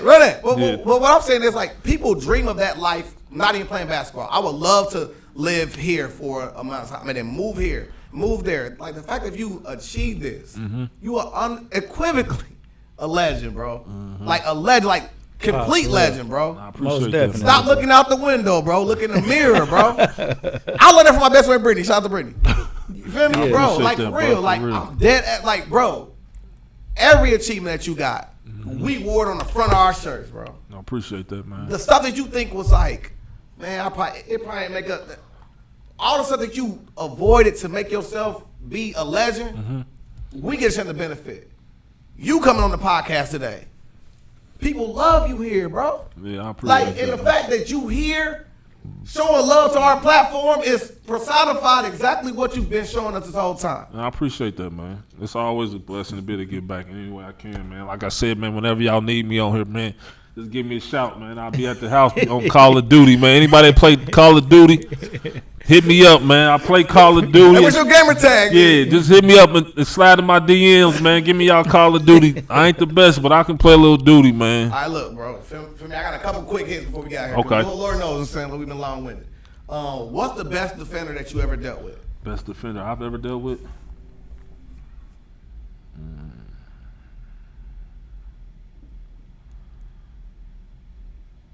That's hard. I got to think about that. You come up in the era of the James Posey that you punched on. Yeah, but he didn't guard me. He didn't really guard me. Right. I don't know, because I don't really have them tough guards because I had a D-Wade and KD on my team, so they was guarding in. So I couldn't even really answer that. What would you say to the younger self at any point in your career, and like you would tap yourself on the shoulder if like you could just do it? What is something like you would tap and say to yourself like at this point you should like what would I say? Advice like don't go out that night. Man, what would I say? Come on, bro. It's your life story, bro. Do it. Don't take this day off. I mean, it was a few days where I felt like I took days off and it affected me more than it didn't affect me in that time, but it affected me in the long run. Right. Don't take that day off. Don't take that day off. That's the most important thing I can tell somebody. Don't take days off, because there's always somebody out there working harder. For real, the day you taking off is a guy in there that's not taking that day off and he putting in that work, and that's how I ended up. Don't take that day off. So you a gamer as well, Yep, right? I'm trying to be anyway. Trying to be right. So, do you know that you a legend when it comes to a NBA 2K card? Oh yeah. You know what? It's crazy because I always get tagged on Instagram whenever somebody open it. Yeah. I haven't. The diamond. I didn't know that. The diamond card by him is coveted on NBA 2K. Yeah, I heard that. I get that. Somebody done tagged me on that a few times, but I told myself I'm gonna get to that diamond card.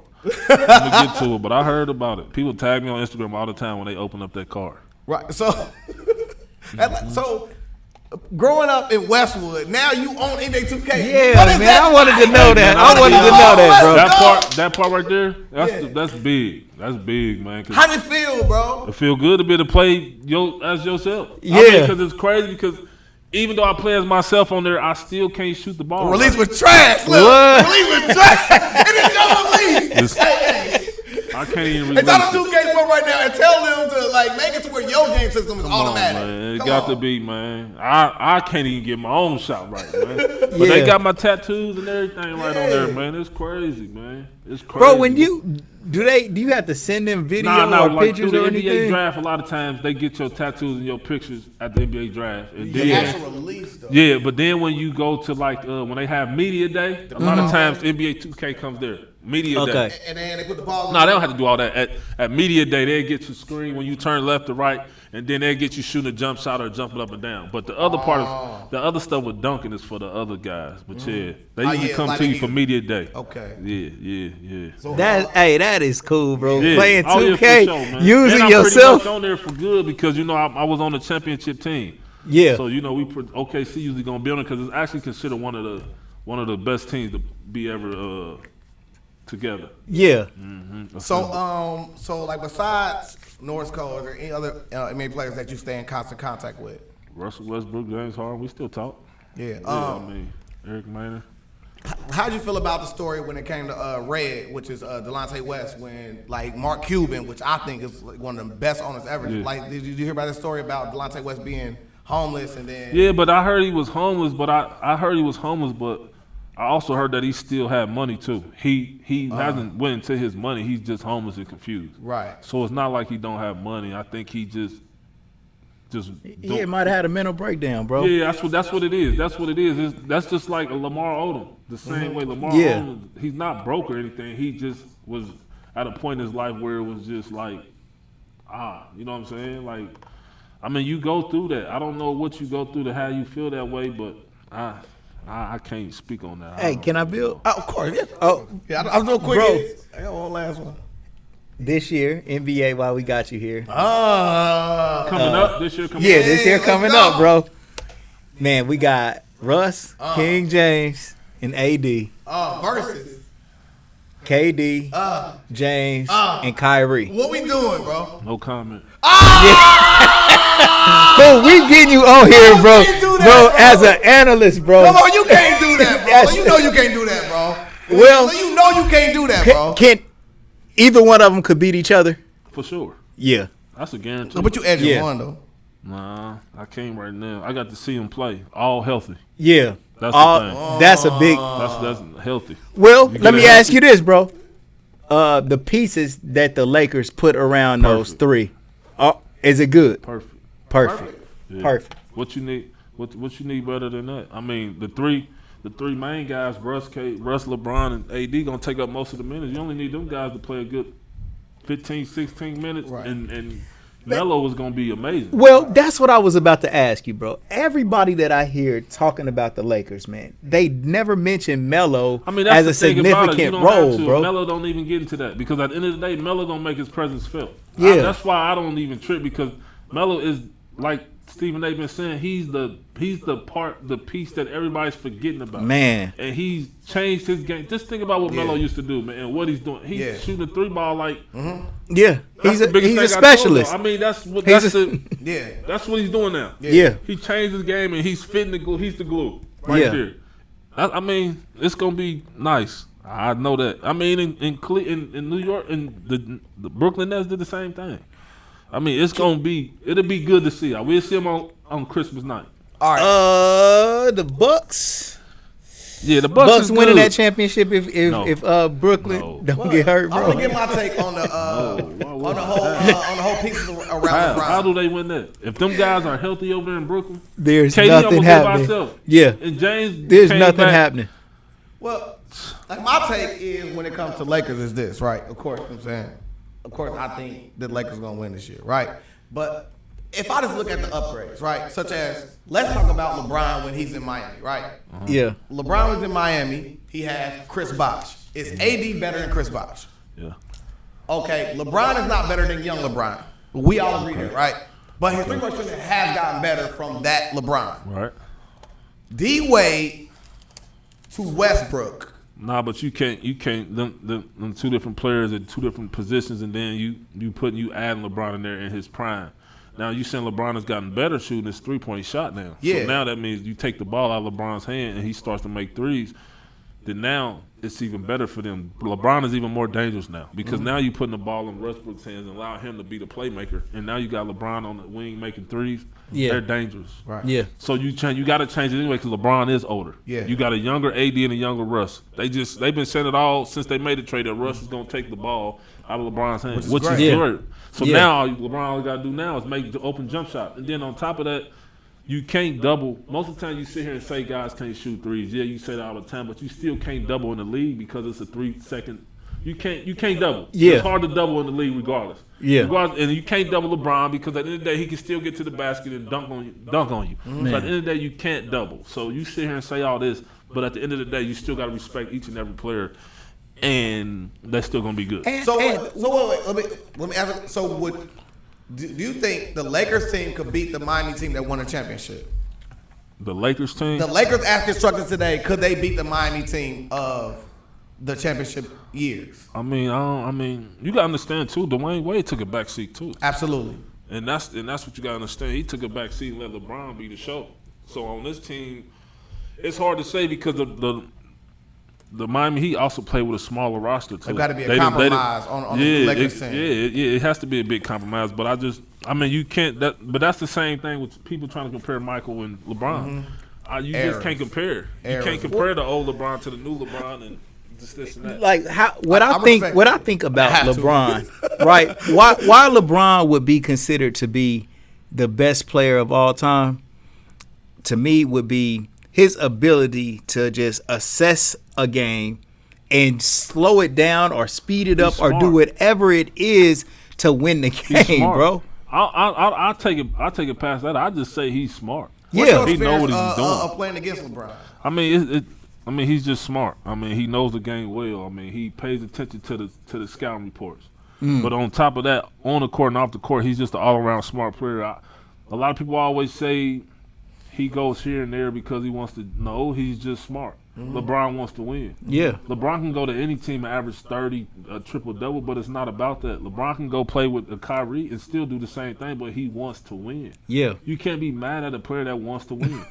Everybody can't do it like Jordan. That's why you LeBron, yes, he probably did put himself on his pedestal of wanting to be the next greatest thing. But at the end of the day, the game is played differently. LeBron played the game differently. And at the end of the day, you can't be mad. Well, why don't you go? You so mad. Then win without him or go do what he do. Yeah. At the end of the day, you can't be mad at what he's doing what's best for LeBron and to help his history. Yeah. Help him become one of the best ever. You can't be mad at that regardless of who you put it with. LeBron still had to average 30 points on these teams for these teams to win. Yes. Even though he went to go play on the big three, LeBron was still the leading scorer. Absolutely. Yeah. So and again, you taking all this away from him for what? And bro, similar to what I feel like you do, bro. Man, LeBron goes and uplifts programs and teams that was not as good before he got there, bro. What's the white boy's name that just went? Caruso. Yeah. Caruso, yeah. Look at him. Yeah. Booby Gibson. I mean, who knew Booby until LeBron played with him? Man, uplifting. Yeah. We got him to the point where he got all that money. Deladova. I mean, come on, man. LeBron, that's just what he doing. Y'all don't see that part. All y'all ever seen doing is jumping from one team to another. But at the end of the day, he get all them players. The Lakers hadn't been in the playoffs, bro, in a lot of years, I just bro. feel like everybody need to go thank LeBron. Yeah. For real. And then in his second year, they win the championship, bro. Come on, man. LeBron got everybody paid. Everybody getting paid, man. So LeBron's gonna get a percentage of everybody's money. He'll probably be a billionaire. Well, they already said he a billionaire, but he would have been a billionaire 3 years ago. If everybody gave him a cut of what he done did for them, man. Y'all just need to get that man that respect. Man. Everybody want to compare him to Jordan. Yeah, he probably did the same, but everybody know he ain't gonna be Jordan. That's two different players, man. Yeah. 2 different eras. Yeah. I just leave it at that. Period. I got one last question. What's up? One last question. So Max Kellerman just got demoted or moved away from First Take. Who you For think? real? On Why? God. On God now. Why? I do research. Oh. But why did he though? What'd he do? He didn't do anything like derogatory. I think they're trying to give him his own show because, like, we know he started off on like cold pizza. Oh yeah. And then now like they're trying to fix. Do you think Kendrick Perkins will be a good fit to be Daddy. arguing with Stephen A? I don't think it wasn't the better. It's gonna be hard to find somebody to argue with Stephen A as good as Max did. Right. But I think that once you get somebody there and they adapt and understand Stephen A, they'll be okay. But it's gonna be kind of new and difficult seeing somebody there other than Max Kellerman because he went blow for blow with Stephen A. But I mean, Perk gonna be honest and open too because Perk is actually really good. And I like watching Perk talk. Perk, yeah. Because he tell people to carry the hell on. It feel like Perk is being groomed to be kind of like the next Charles Barkley. Yes. Type of. Yeah. Well, but Perk has got his own personality. But I can kind of see it though. He does. I can see it because Charles Barkley do whatever the hell he want to do. Too. Yeah. Well, Perk is just outspoken. Exactly. And very outspoken. Yeah, you know what I'm saying. And he say he might. Yeah, exactly. And you know personally. Yeah, he's a very outspoken person. He's a cool dude though, man. So Slim, man, anything from you? Come on, man. We got bro. a legend in here, man. Hey, bro. Thank you so much, most bro. Thank you, man. Nah, I'm more so thank you for letting me come on here today with y'all, man. I appreciate that, man. Well, it just, to me, like I say, man, this podcast right here, bro, is to inspire. You know what I'm saying? For real. So for whatever reason, they see this and they become inspired by your story, your challenges, and how you overcome these things and this and that. But your story, I don't know if you ever told your story like this before. Not really, no. I haven't. And this is to chronicle, so your kids, then your grandkids, and then your great-grandkids. Man, we putting this on YouTube, bro. Yeah, and they going to be able to go and listen to all of these things that you've been man, through I and all the appreciate that, things man. that you've accomplished and say, that's my ancestor. That's my granddaddy right there. Yeah. The great DAEQUAN Cook. Yep. appreciate The that. great. The Legendary. the legend DAEQUAN DAEQUAN Cook. Cook, bro. Appreciate that, And now that we done got your story out the way, now we'll bring you through so we can just Deion Cash, baby. so we can just Deion chop it up Cash. about current events, topics, basketball, let me whatever. know. You know, I'll we come just through, come in man. here and Come get it Bro, in. I need to be on the panel with Deion Cash and DAEQUAN Cook, bro, and that'll be my whatever y'all want to do for me, bro. I really appreciate this, like more Yeah, than man. I can even express, bro. Oh yeah, for because, sure, man. bro. Like, aside of what you've done charity wise, what you're doing is also boosting up a platform like what Smith said was, where we giving back. Yeah, He's a wealthy business owner. yeah. I'm doing all right. Like, I ain't where Smith at. But I'm doing all right for Yeah, myself. But yeah. it's so great for you to take time out your day to give back because Yeah, man. It's I mean, it means a lot, man. Giving back. Like I told you, there's so many ways you can give back and show your appreciation, and this is just one of the ways. Like I said, I'm just at home, man, chilling. Ain't nothing wrong with coming in and conversation with you guys. Yeah, man. legendary, Yeah, legendary, man. legendary, Man. DAEQUAN Cook, Cook, man. Yes, sir. I appreciate Man, y'all, Pooh, you got anything you want to say before Nah, you I just roll want out? to say I appreciate y'all, man. Thank y'all for taking the time out and asking me to come in here today, man. I really appreciate that, and it's a blessing to Yeah. be able to come back and give back and talk to y'all, you know, just about my life and growing up, my upbringing and things going on. So, like I always say, I just want to say thank you, man, and wish y'all all the best. Yeah. Yeah, bro, I'm going to be calling you all the time, bro. For sure. Smith ain't lying. Smith call y'all tell her, look. You got my number, man. Yeah, I'll be at the man. house, I did man. 2 videos with Smith, and I promise you, I've been here every time. Yeah. Ever since. Smith Yeah. persistent, I appreciate it, man. Man. Another time, Smith, anything for you other than that? I'm good. Like and subscribe to our channel, bro. Yes, Ring sir. the bell notification. Yeah, it's your boy Peanut, aka Dash Resource. You know what I'm saying? I do self-stock not dope every single Sunday, 8 o'clock p.m., where I teach people easy ways of making money. Introspective blog, where I literally go over what happened in the market during that week. You know what I mean? And I also do daily picks, whatever. So, you know, you can subscribe to my channel, whatever. Or you just watch these, man. Yeah. All right, we out of All right, here. man. Peace. All right. Look.